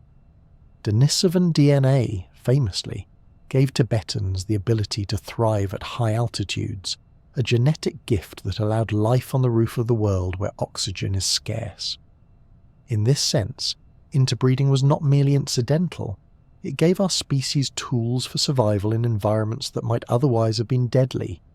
The genetic legacy, however, is not entirely positive. Certain Neanderthal genes are linked to conditions like type 2 diabetes, lupus, and even some aspects of depression and addiction. Evolution does not hand out gifts without strings attached. What was once beneficial for survival in an ice age may not always be so helpful in the modern world. Still, the overall impact is undeniable. Interbreeding broadened the genetic toolkit of Homo sapiens, shaping who we are today.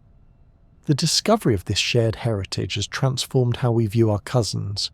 For much of the 20th century, Neanderthals were depicted as brutish and primitive, destined to be replaced by superior Homo sapiens.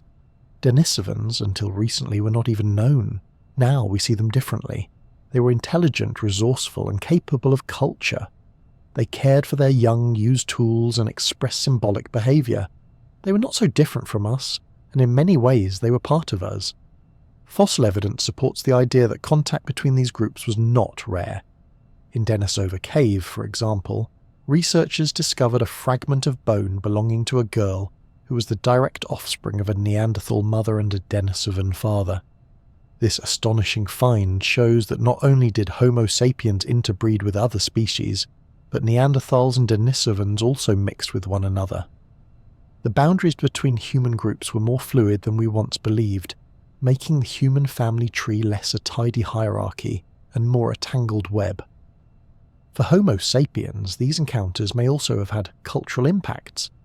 Living alongside Neanderthals and Denisovans would have brought opportunities to exchange knowledge. While it is difficult to prove the direct transmission of ideas, some researchers suggest that exposure to other human species may have influenced tool styles, hunting strategies, or symbolic practices. Even if these cultural exchanges were limited, the very act of coexistence meant that our ancestors were part of a broad community of human species, each shaping the other in subtle ways. The legacy of these meetings is still being uncovered. Advances in ancient DNA research allow scientists to detect genetic traces even from cave sediments where no bones remain. Every new analysis reveals a little more of the intertwined history between Homo sapiens and their cousins. Far from being a simple tale of replacement, the story of human evolution is now seen as a rich tapestry of contact, interbreeding, and survival.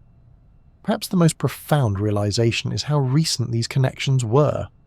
Only about 40,000 years ago, Europe and Asia were shared landscapes where multiple human species lived side by side.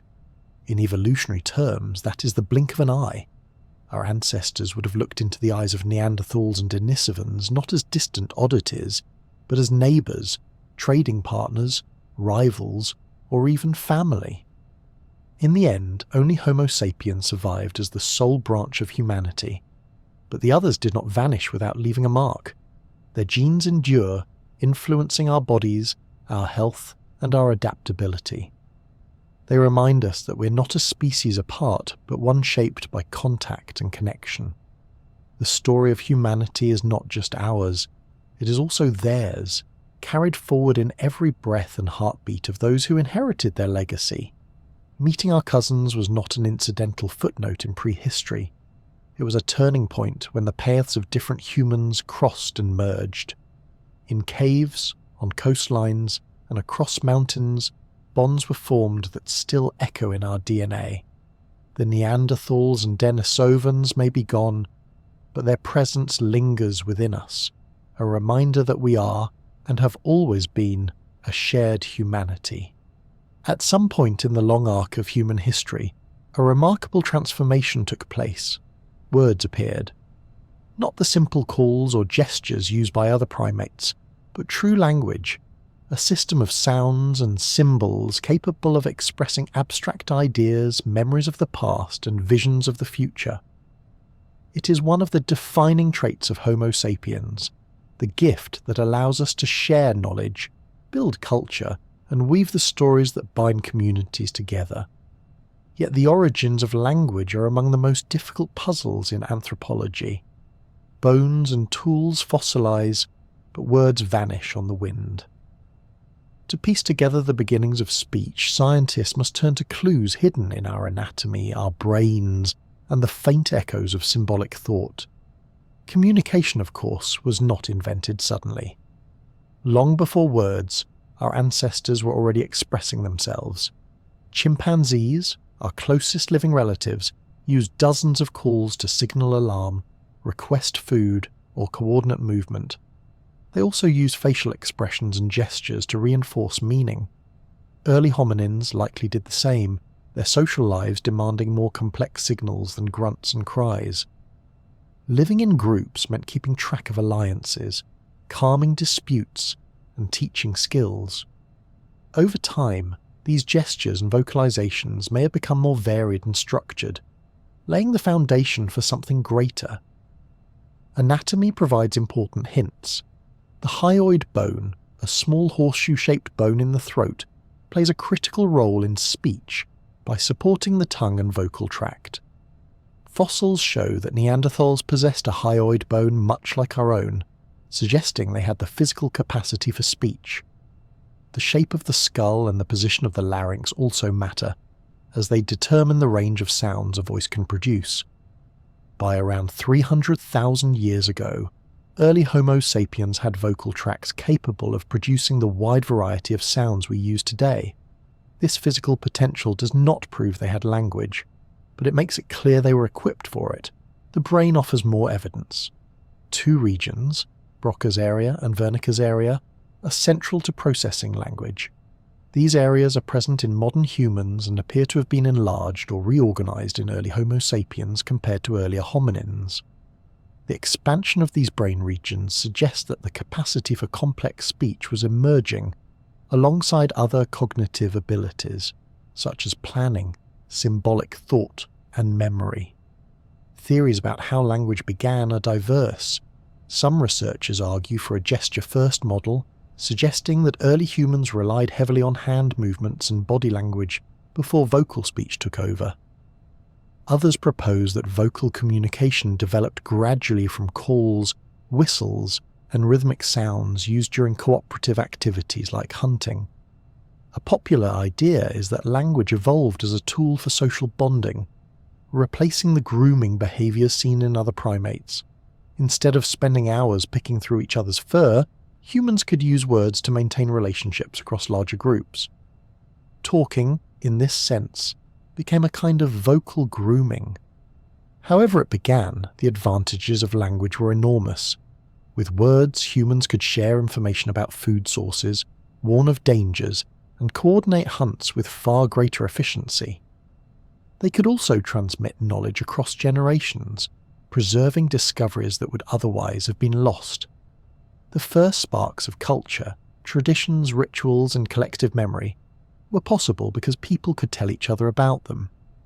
Language extended the human mind outward, allowing ideas to live not just in one brain but across many.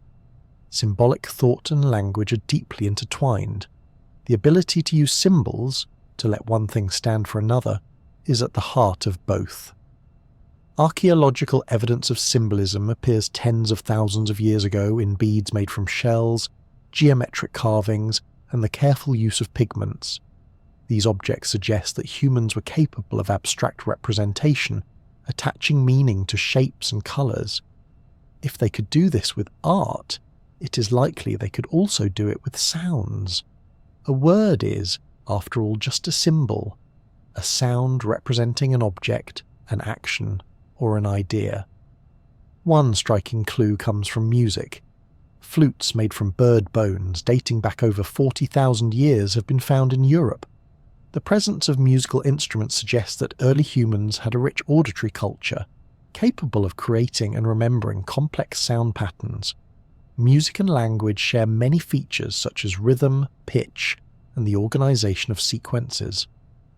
The ability to play and appreciate music may have developed alongside the ability to speak, both springing from the same underlying capacities in the brain.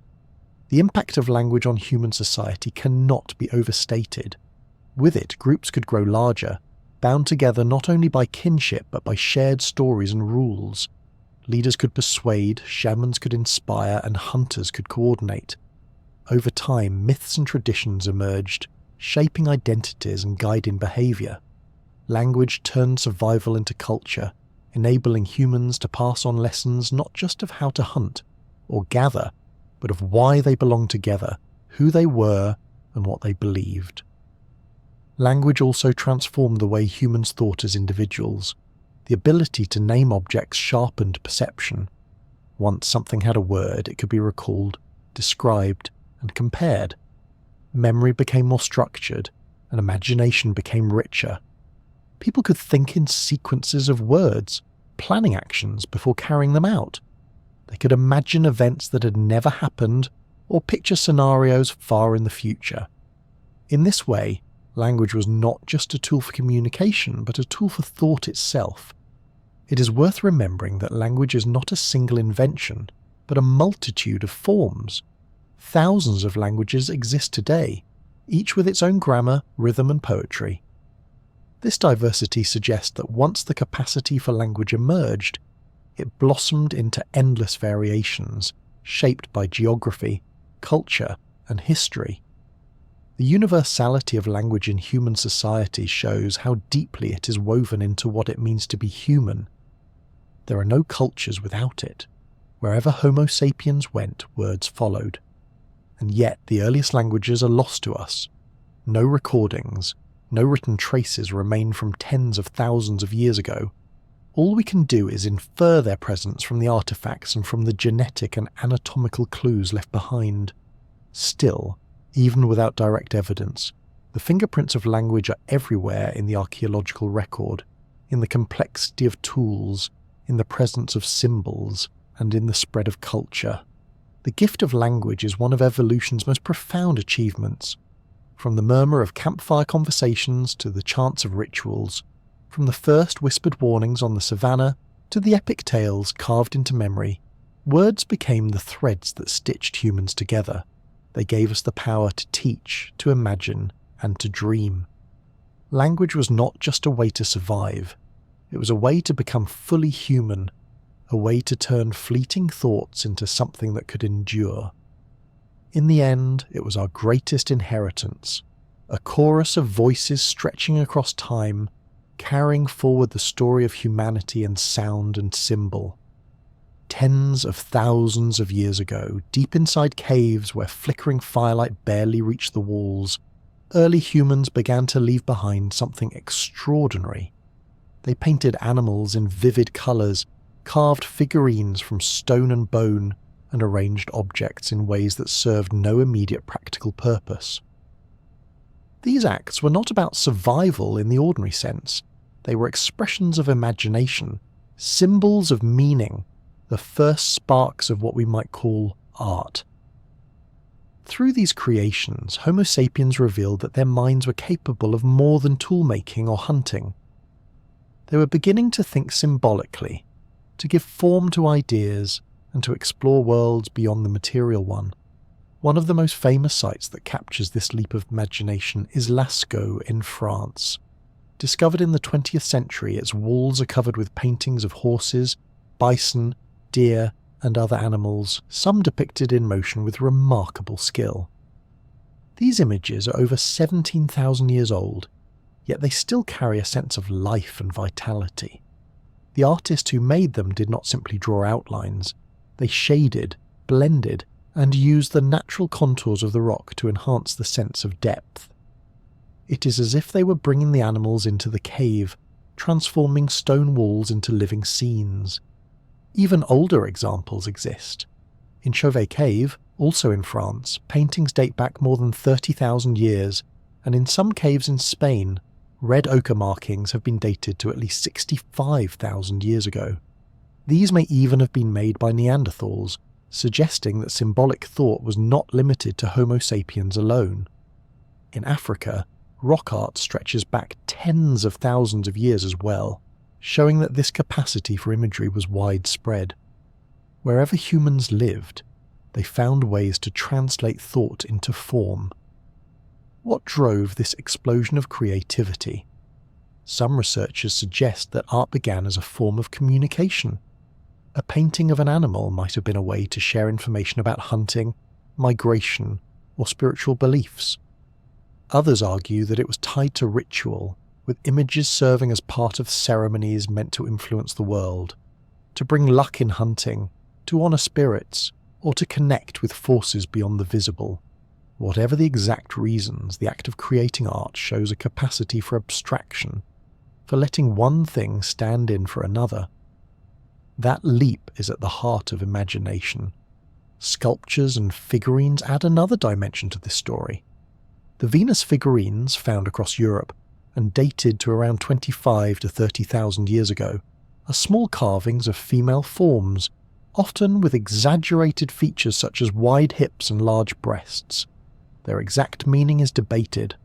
Some see them as fertility symbols, others as representations of idealized beauty, or perhaps even self-portraits carved by women themselves. Regardless of their purpose, they demonstrate an ability to conceptualize, to create objects that carried symbolic weight rather than practical utility. These were not tools for cutting or scraping, but for thinking, believing, and expressing. Burials also provide evidence of symbolic behavior and ritual. At sites like Sungir in Russia, burials dating back over 30,000 years contain bodies adorned with thousands of beads, ivory spears, and carefully arranged ornaments. The effort required to create such burials suggests a belief in meaning beyond life itself. To bury the dead with care and decoration implies memory, respect, and perhaps a sense of an afterlife. These rituals reveal that humans were not only aware of death, but sought to make sense of it, to give it narrative and structure. The use of pigments, especially red ochre, adds further depth. Ochre has been found in sites dating back hundreds of thousands of years, sometimes used to colour objects, sometimes applied to bodies. Its widespread use hints at symbolic or ritualistic purposes. The choice to decorate oneself or one's surroundings with colour suggests an appreciation for aesthetics and an awareness of identity. By marking the body, early humans may have signalled social roles, group membership, or spiritual beliefs. In doing so, they turned their bodies into canvases, making art not only external but personal. These symbolic acts also reveal something crucial about the human mind. They demonstrate imagination, the ability to picture things that are not present, to create representations of animals, spirits, or concepts. This ability allowed humans to build myths and stories, to create shared beliefs that united groups. A story told around a fire could bind a community together, giving them a shared past and a vision of purpose. Symbols and art became the glue of society, reinforcing cooperation and identity. The connection between art and survival may not be obvious, but it is profound. Groups that shared symbols and stories could cooperate more effectively, trust one another, and build larger, more cohesive communities. A painting on a cave wall or a necklace of shells might have served as a marker of belonging, signalling loyalty to a group. In this way, art was not just decoration, but a tool of social cohesion. As vital to survival as spears or fire, music too enters the picture.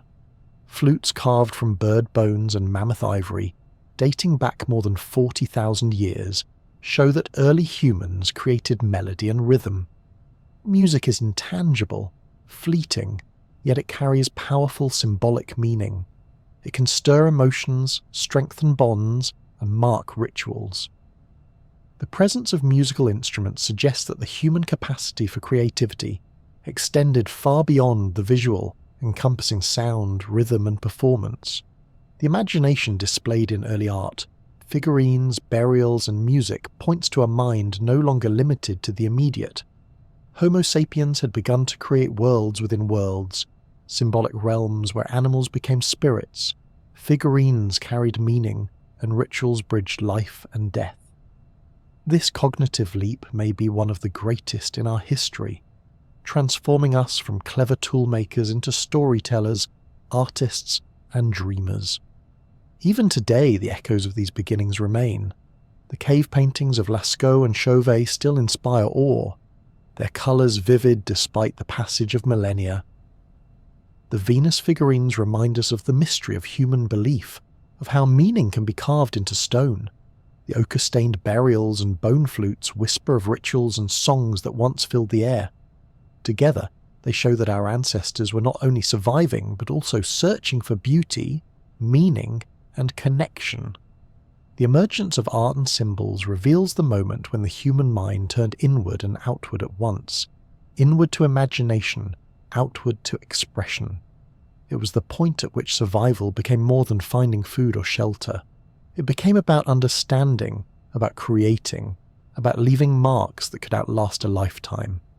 Through these symbols, humans began to shape culture, crafting a world not only of necessity but of meaning, and in that they left us the first reflections of ourselves, captured forever in pigment, stone, and song. For most of human history, life was lived on the move. Small groups of hunter-gatherers followed the rhythms of the seasons, tracking herds, gathering fruits, nuts, and roots, and rarely staying in one place for long. Mobility was survival. If the rains shifted or the herds wandered, people packed up and followed. Yet somewhere between 15 and 10,000 years ago, a quiet revolution began. Humans started to linger. Camps became seasonal bases, and eventually some became permanent. The first settlements were born, marking one of the greatest turning points in the story of Homo sapiens. What made people begin to stay put? Part of the answer lies in the changing climate at the end of the last ice age. As glaciers receded and temperatures warmed, landscapes transformed. Grasslands blossomed, forests expanded, and wild grains grew in abundance across regions like the Fertile Crescent in the Middle East. For hunter-gatherers, this meant that food could be found more reliably in certain areas. Why wander endlessly if a patch of fertile ground could provide season after season? Settling, even temporarily, was suddenly a viable option. Archaeological sites from this period reveal the beginnings of semi-sedentary life. In places like the Natufian culture of the Levant, people built more permanent houses out of stone and brush. These were not cities, but they were more than temporary camps. Tools became more specialised: grinding stones for processing wild cereals, sickles for harvesting, and storage pits for keeping surplus food. Dogs, already domesticated from wolves, became companions and guards, binding human groups more firmly to their settlements. For the first time, humans were experimenting with a lifestyle that tied them to a particular landscape. Perhaps the most astonishing sight from this era is Göbekli Tepe in modern-day Turkey, dating back nearly 12,000 years. Here, massive stone pillars, some weighing several tons, were arranged in circular enclosures and decorated with carvings of animals: lions, snakes, birds, and wild boar. The sheer scale of the site is breathtaking. This was no small campfire gathering, but a monumental construction project requiring planning, organisation, and cooperation on a scale previously unimaginable. What makes Göbekli Tepe particularly fascinating is that it predates the full adoption of agriculture. These people were still, for the most part, hunter-gatherers. They did not live in large villages or farm fields of wheat, yet they gathered in great numbers to build and carve. This suggests that the desire for communal spaces, for ritual and social gathering, may have been a driving force in the shift towards settled life. Rather than farming leading to temples, it may have been the other way around. Temples and communal rituals created the need for more permanent settlements, which in turn encouraged farming. The significance of such communal spaces cannot be overstated. They were places where different groups came together, where knowledge, traditions, and marriages may have been exchanged.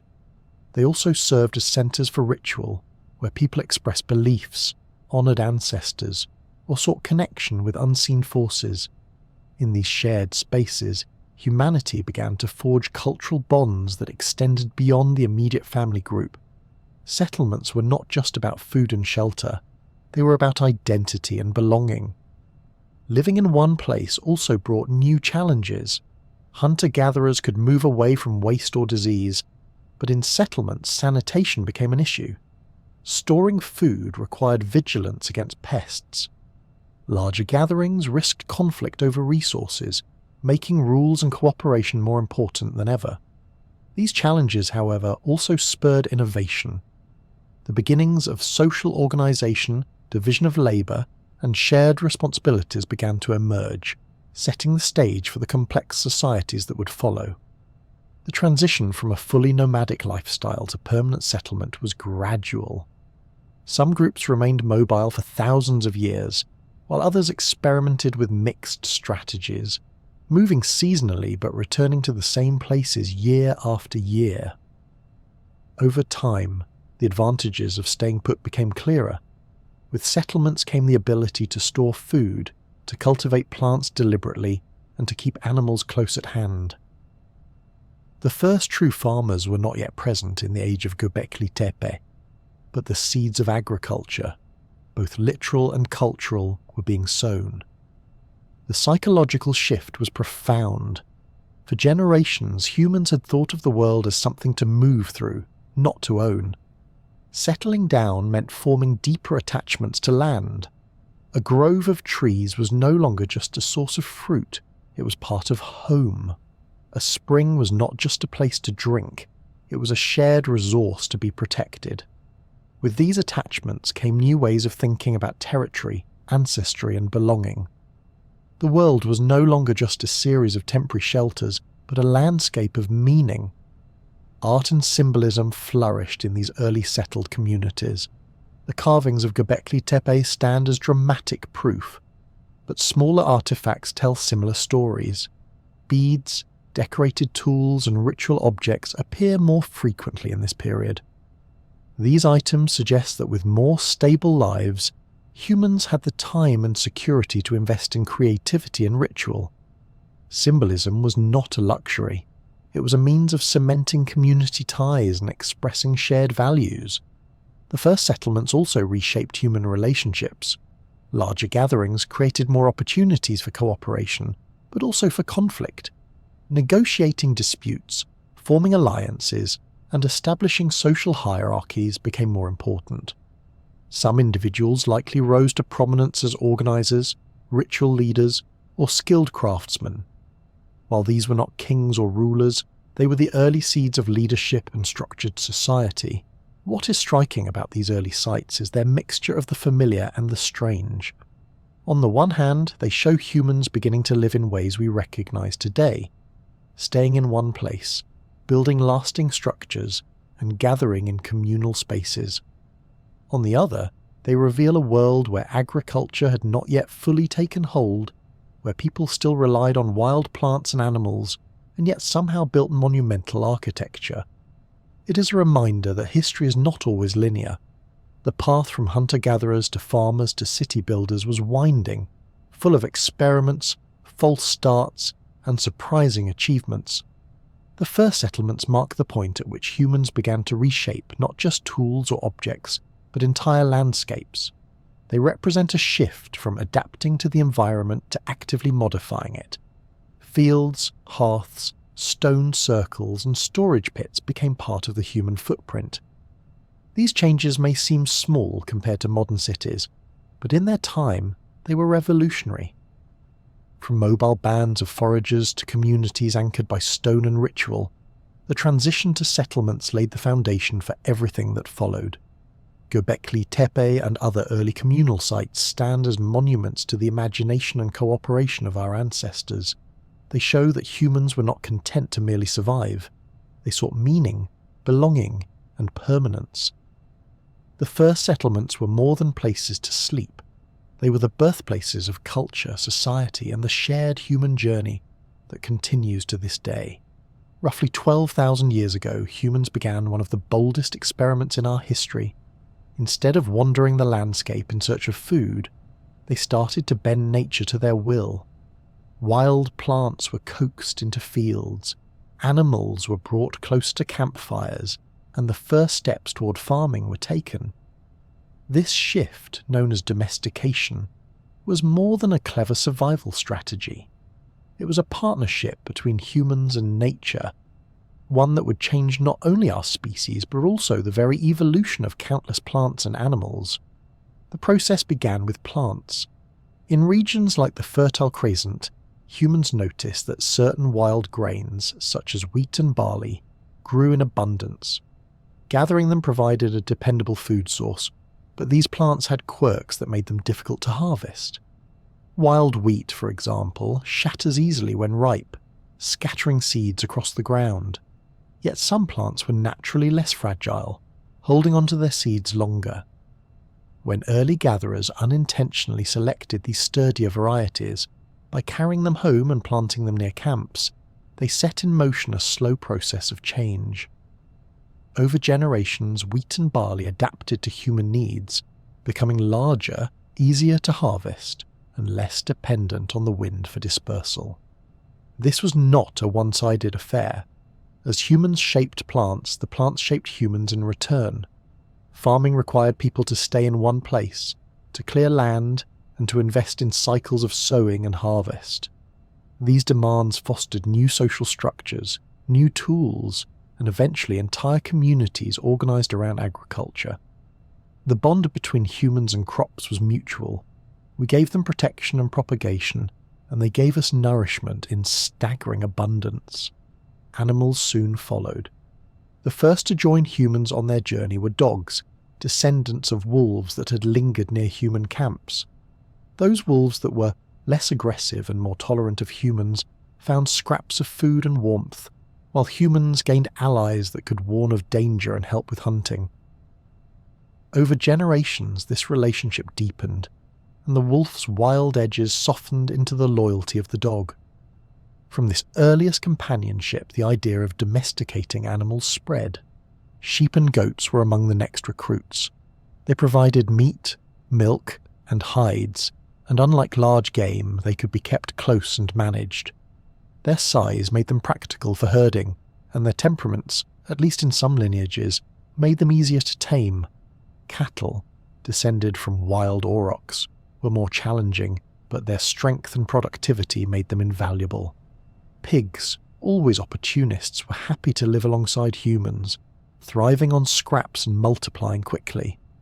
Each species that entered this partnership changed not only its own evolutionary path, but also the shape of human societies.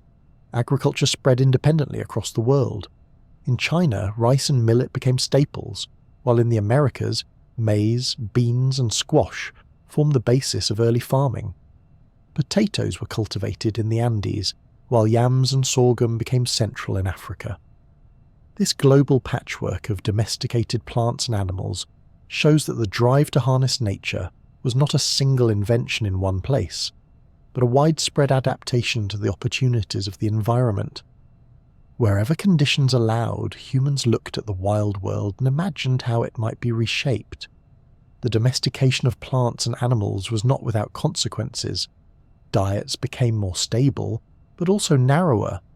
Early farmers often relied heavily on a small number of crops, leading to deficiencies compared to the more varied diets of hunter-gatherers.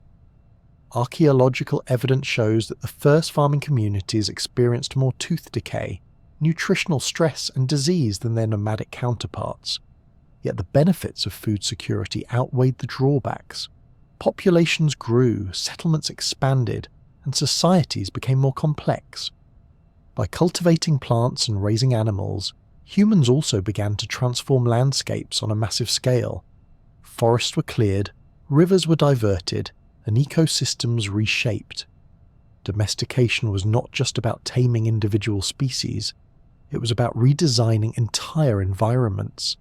Fields replaced meadows, pastures replaced forests, and human settlements began to leave permanent marks on the earth.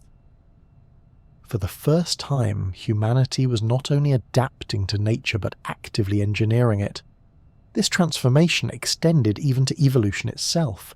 Domesticated species were guided by human choices rather than natural selection alone. The wheat that grows in fields today would never survive without us, its seeds too heavy to scatter on their own. Cattle have been bred for docility and productivity, traits that would disadvantage them in the wild. Dogs diverged so far from wolves that they became creatures designed for companionship as much as for survival. In shaping these species, humans became unwitting partners in evolution, directing its course toward traits that suited our needs. Domestication also reshaped human evolution in subtle but profound ways. The ability to digest milk into adulthood, common today in many populations, arose because people who could tolerate lactose gained extra nutrition from their herds. Populations that relied heavily on grains adapted with changes in metabolism and resistance to certain diseases. Even our immune systems were altered by close contact with domesticated animals, which exposed humans to new pathogens. Some of history's greatest diseases, from measles to smallpox, trace their origins back to these early partnerships. The social effects of domestication were equally dramatic. With farming and herding came the possibility of surplus, and with surplus came storage, trade, and inequality. Some individuals or groups could accumulate more than others, creating new dynamics of wealth and power. Hierarchies emerged, along with new roles such as farmers, herders, and craftsmen. Communities grew larger, requiring more organization and cooperation. In a sense, domestication did not only produce food, it produced society itself. Yet for all its transformative impact, domestication remained deeply human at its core. It was not simply a technological shift, but also a cultural one.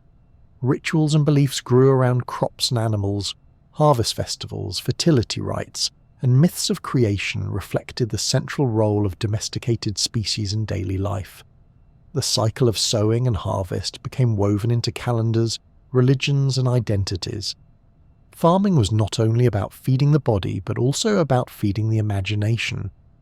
The story of domestication is a reminder of how intertwined we are with the natural world.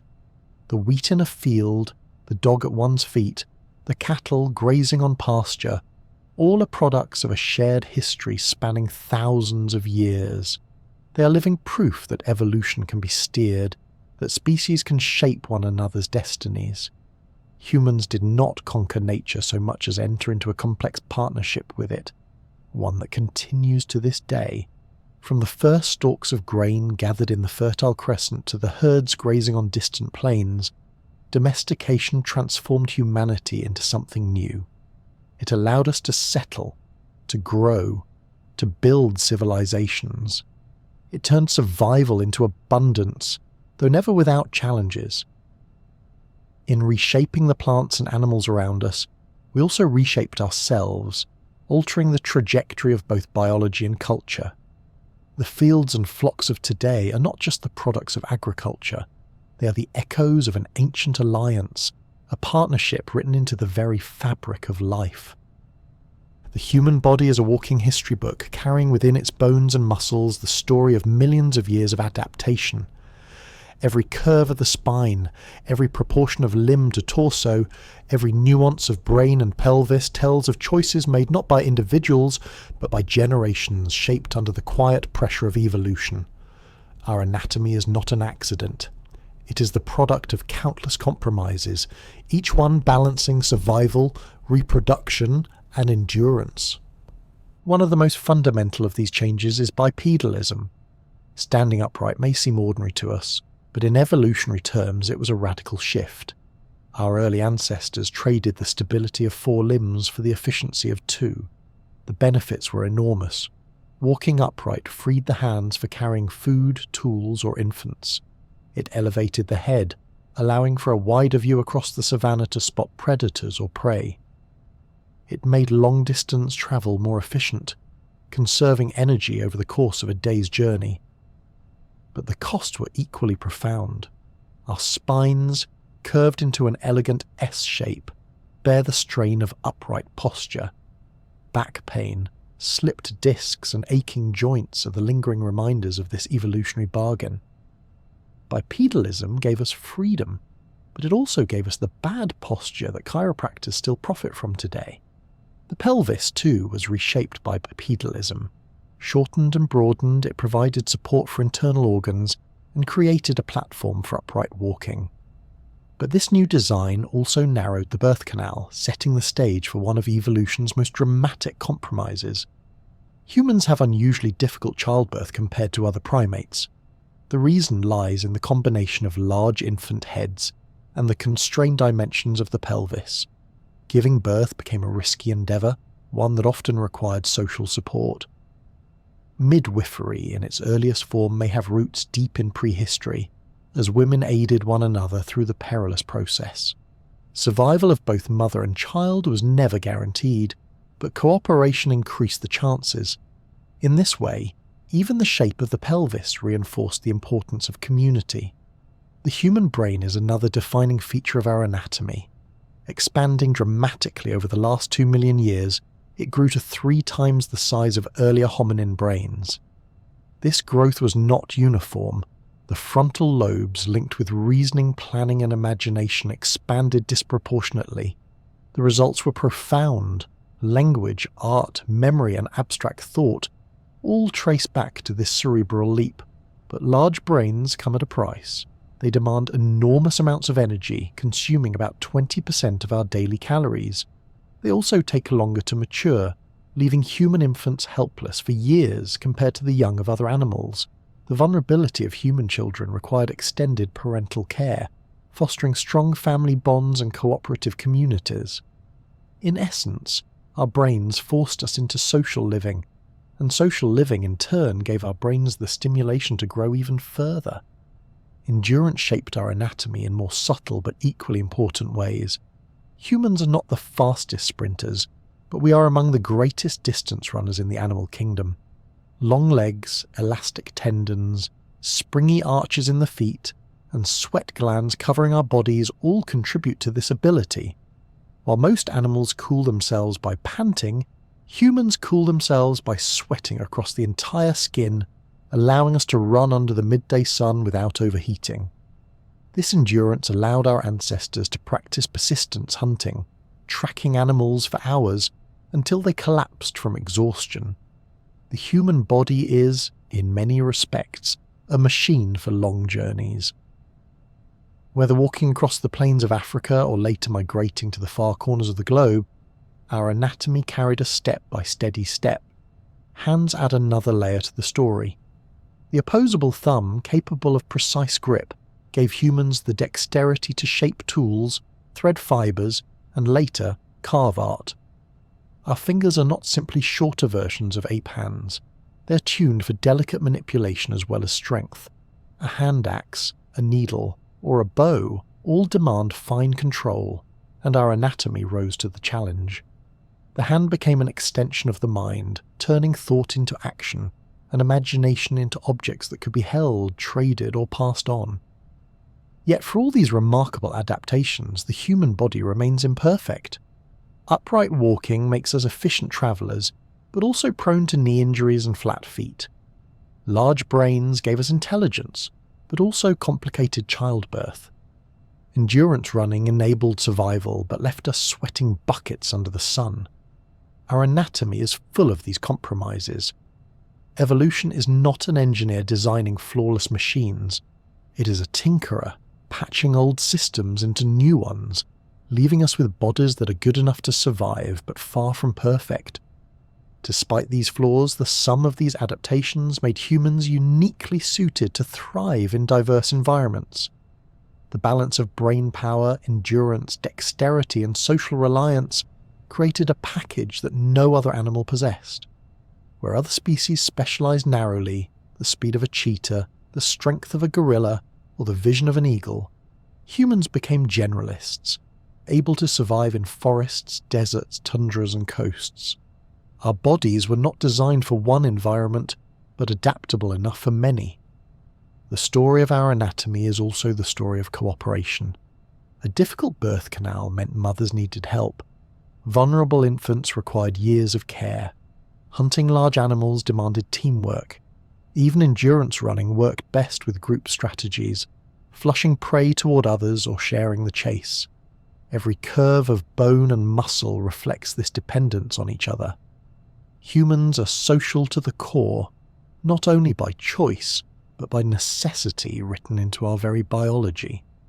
As our species continue to evolve, the pressures of environment, diet, and culture shaped us further. Farming altered jaws and teeth, leading to more cavities, but also changing facial structure. The domestication of animals introduced new diseases to which our immune systems had to adapt. Variations in skin colour emerged as populations spread across latitudes, balancing the need for vitamin D with protection from ultraviolet radiation. Each shift in lifestyle left its mark, layering adaptation upon adaptation. The human body, then, is both a triumph and a compromise. It is a structure honed for walking great distances, for cradling fragile infants, for crafting tools, and for thinking far beyond the present moment. It carries scars of its evolutionary past, but also the brilliance of survival strategies that worked. When you look at a skeleton, you're not just looking at bones, you're looking at the record of countless ancestors who walked, ran, birthed, cared, and endured. Their lives are etched into the very shape of our bodies. In the end, the shaping of the human body tells a story of persistence. Bipedalism gave us freedom, brains gave us imagination, childbirth demanded cooperation, and endurance carried us across the earth. Each adaptation was imperfect, but together they formed a body capable of extraordinary things. We are quite literally built from compromise. And yet somehow those compromises have allowed us not only to survive, but to thrive in almost every corner of the world. For hundreds of thousands of years, the human family was a diverse one. Neanderthals roamed the forests and plains of Ice Age Europe.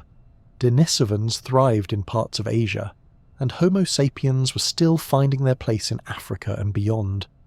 These cousins were not shadows in our past, but living, breathing humans in their own right, hunting, gathering, raising children, and surviving through ingenuity. Yet by about 40,000 years ago, all but one lineage remained. The Neanderthals and Denisovans faded into extinction, while Homo sapiens spread to every corner of the globe. Their disappearance is one of the enduring mysteries of prehistory, a story written partly in fossils, partly in DNA, and partly in educated guesswork. The decline of the Neanderthals is the better known of the two stories. They had thrived in Europe and Western Asia for hundreds of thousands of years, enduring multiple ice ages and mastering the art of survival in cold climates. Their bodies were perfectly adapted to the chill, short, stocky and immensely strong, with large noses to warm icy air and muscles that could power through hunts of enormous game. They crafted tools, tended fires, and even buried their dead. For all their resilience, they disappeared from the fossil record around 39,000 years ago, not long after Homo sapiens arrived in Europe. Why did they vanish? Theories abound. One factor may have been climate instability. The period of their decline was marked by abrupt shifts in temperature, with sudden cold snaps that transformed forests into barren steppes and disrupted food supplies. Neanderthals had survived ice ages before, but these rapid swings may have strained already small populations. Unlike Homo sapiens, who formed wider social networks and exchanged resources across greater distances, Neanderthals lived in smaller, more isolated groups. When the environment turned harsh, isolation could be fatal. Competition with Homo sapiens also played a role. When our species entered Neanderthal territory, they brought new tools, broader diets, and larger communities. Homo sapiens were adaptable generalists, able to hunt a wide range of animals, gather plants, and fish along rivers and coasts. Neanderthals, in contrast, seemed to rely more heavily on large game. If mammoths or bison declined, their survival options narrowed. The flexibility of Homo sapiens gave them an edge in uncertain times. Yet the relationship between the two species was not purely competitive. We know from DNA that they interbred, sometimes frequently. People living today outside Africa carry between 1 and 2% Neanderthal DNA, evidence of intimate contact.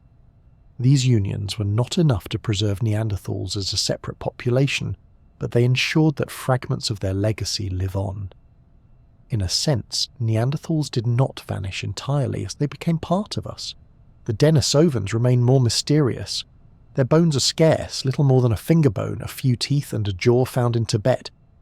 Yet DNA has revealed a population spread across Asia, leaving genetic traces in modern people from Melanesia, Papua New Guinea, and Australia. They too interbred with Homo sapiens, and their genes still shape traits like high-altitude adaptation in Tibetan populations. Despite this legacy, Denisovans disappeared as a distinct group, their presence fading tens of thousands of years ago. The reasons for their decline are less clear than for Neanderthals. Geography may have been part of it. Spread out across vast areas of Asia, Denisovan populations may have been small and fragmented, vulnerable to local extinctions. When Homo sapiens arrived, bringing larger numbers and new technologies, the Denisovans may have been absorbed into the expanding wave of sapiens through interbreeding, rather than wiped out by direct competition. Over time, their distinct identity dissolved, leaving only echoes in the genomes of their descendants. The survival of Homo sapiens, while others faded, is a question that continues to intrigue researchers. One explanation lies in innovation.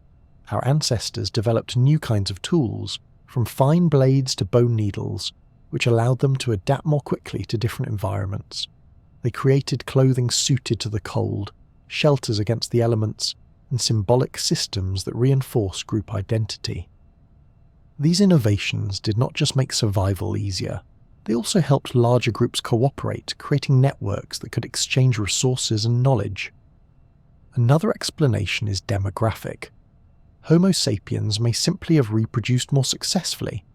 With slightly larger and more interconnected populations, their numbers grew while other species dwindled. Even small advantages in birth rates, survival of infants, or longevity could tip the balance over thousands of years.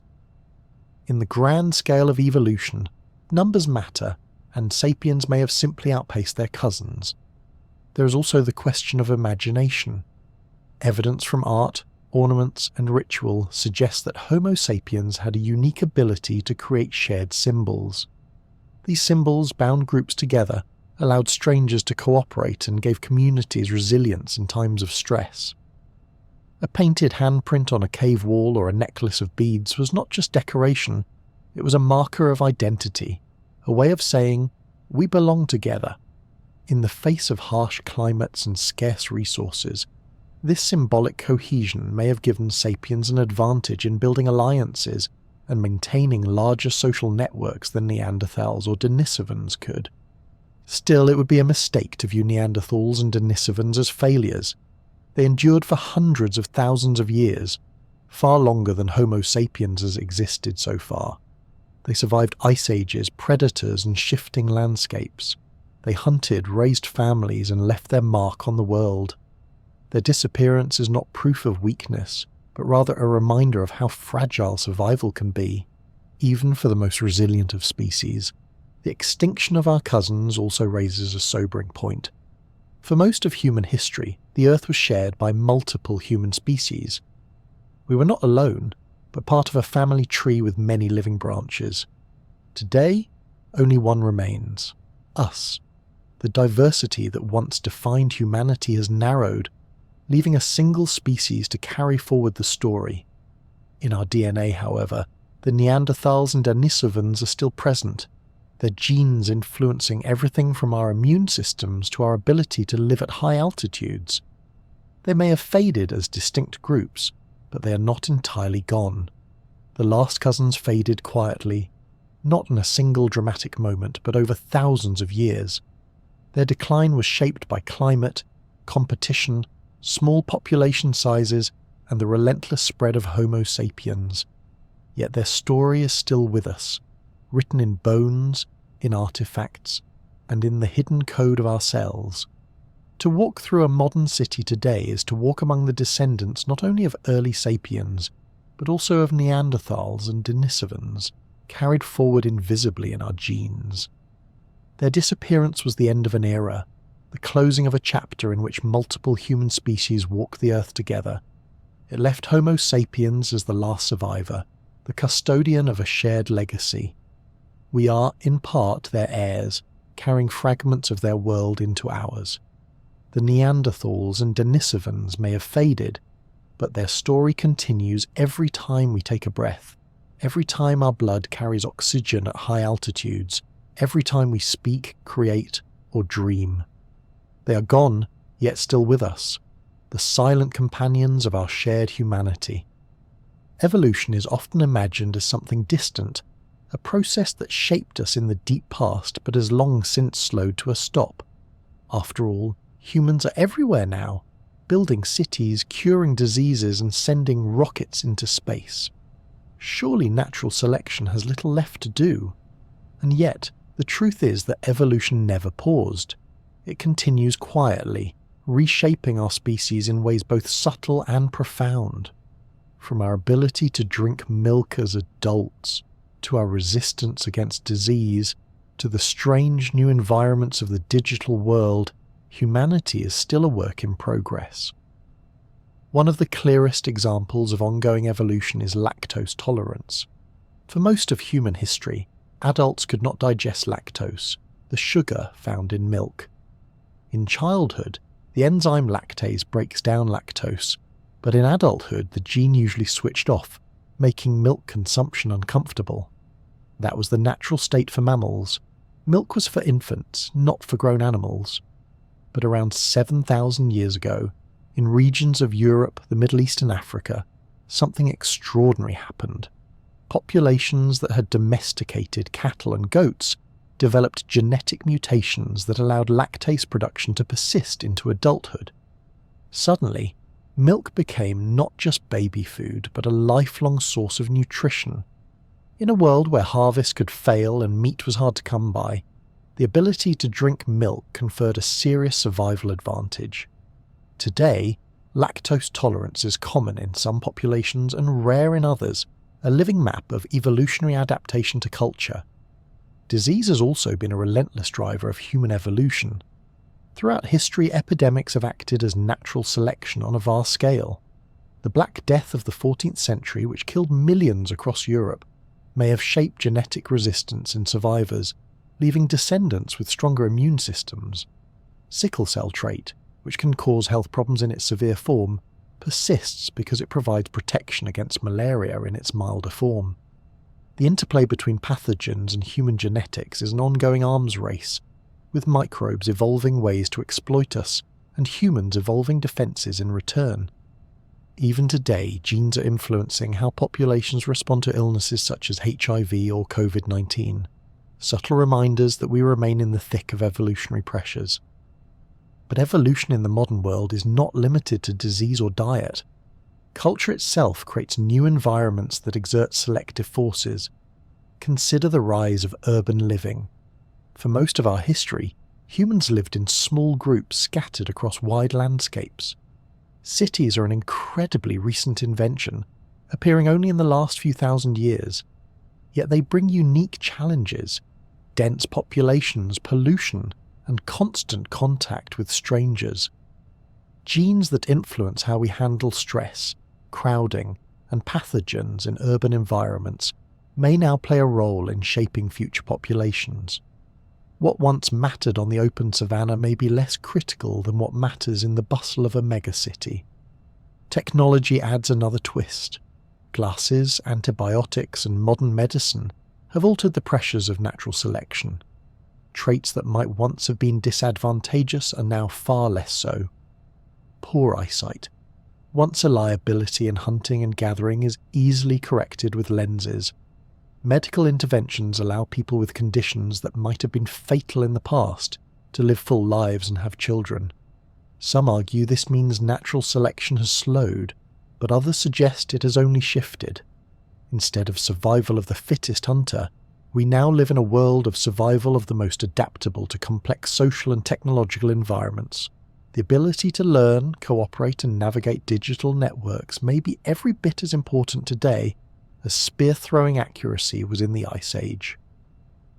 One of the fascinating frontiers of modern evolution is our interaction with digital life.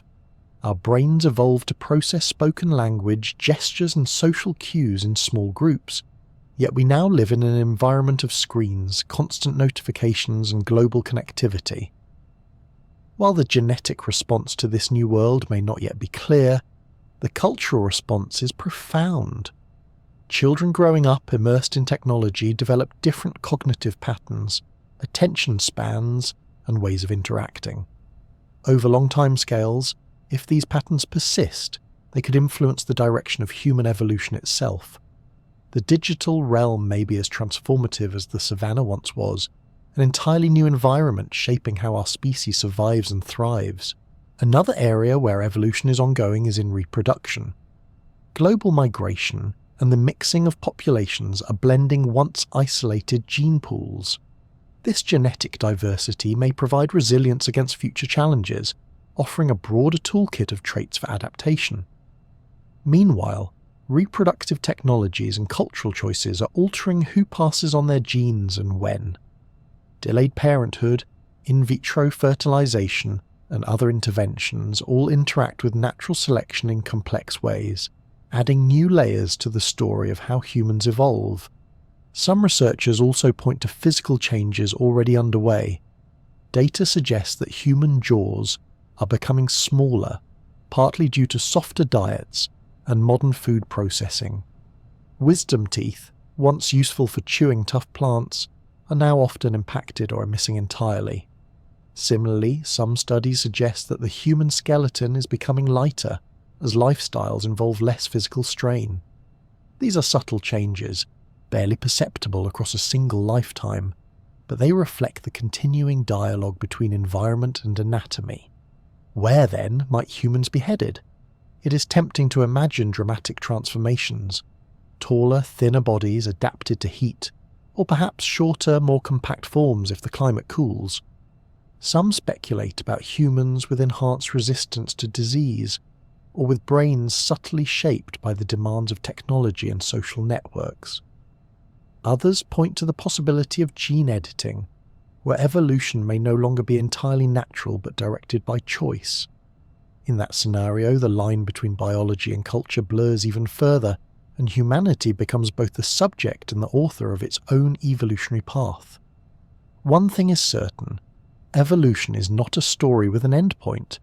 There is no final form, no perfect version of humanity waiting to be revealed. Evolution is simply change, guided by the shifting pressures of environment, culture, and chance. Just as our ancestors could never have predicted laptops or skyscrapers, we cannot know what traits will prove vital in the centuries to come. The quiet continuation of evolution reminds us that we are not fixed creatures, but part of a living process. Our bodies and minds are not only the products of the past, but also the seeds of the future. Lactose tolerance, disease resistance, and digital adaptation are not separate curiosities. They are chapters in the same story that once included bipedalism, fire, and the shaping of stone tools. We are still evolving, as we always have been.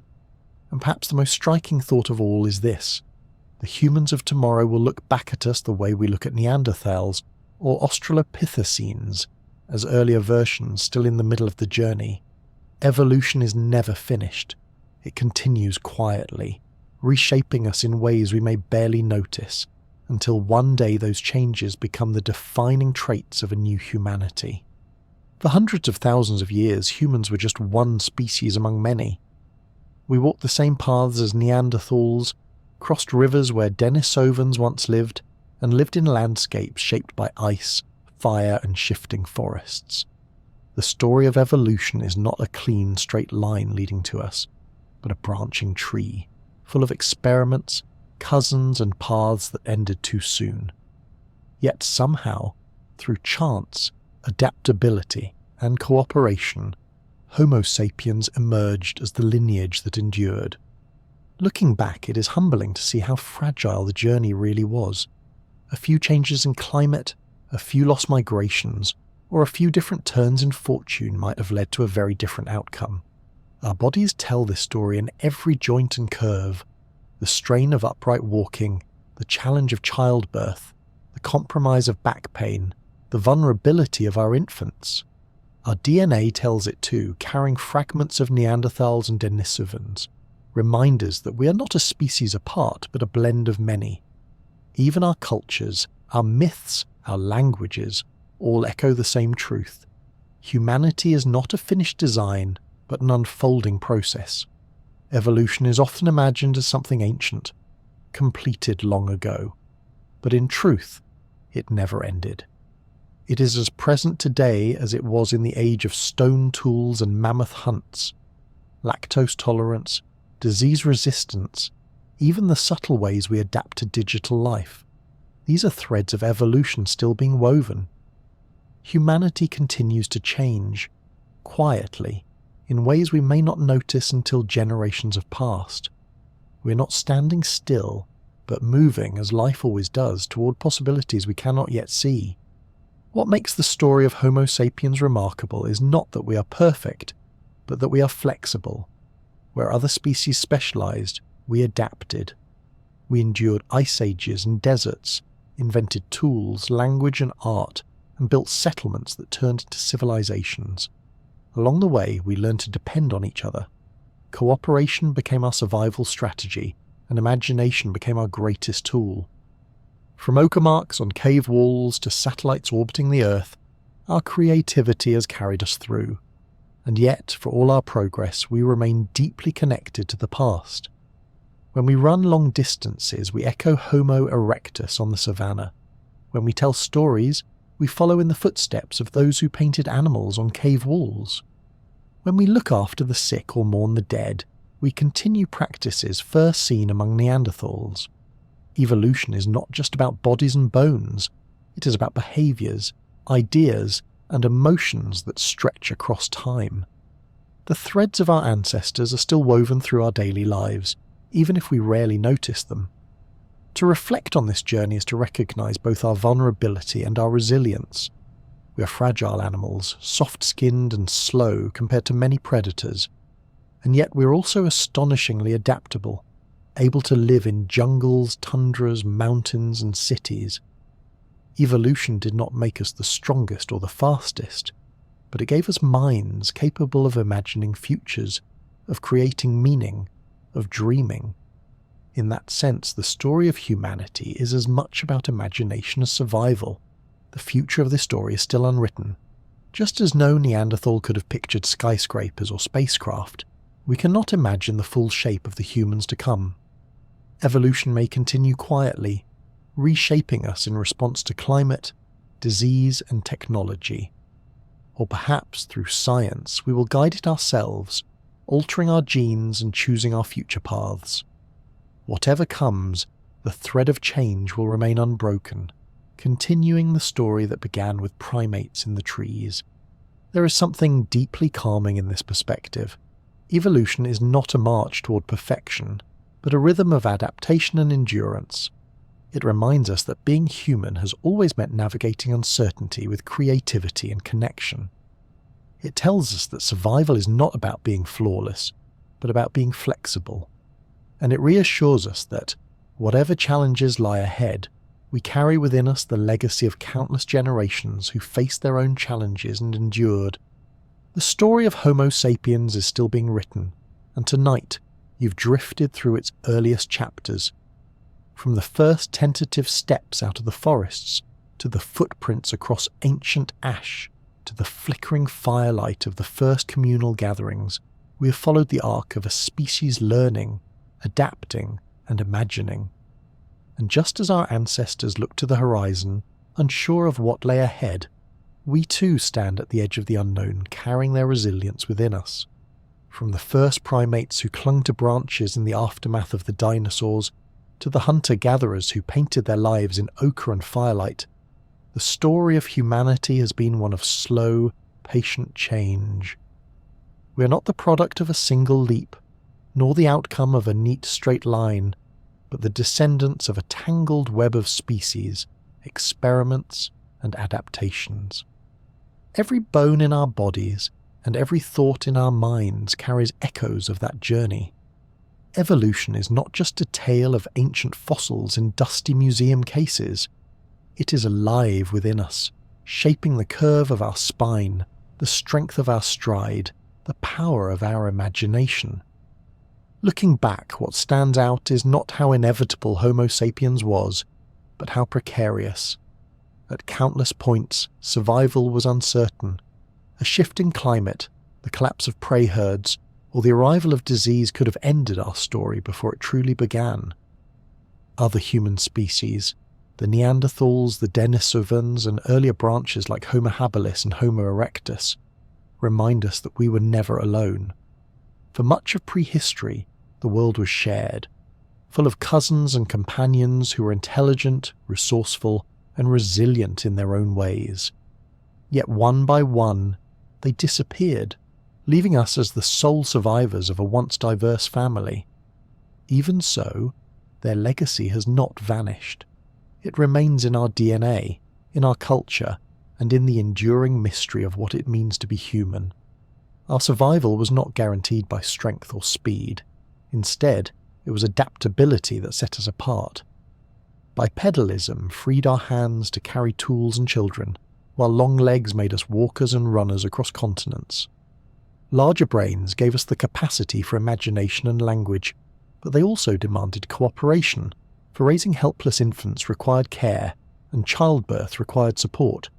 Social bonds, empathy, and the ability to share knowledge became as crucial to survival as stone blades and fire.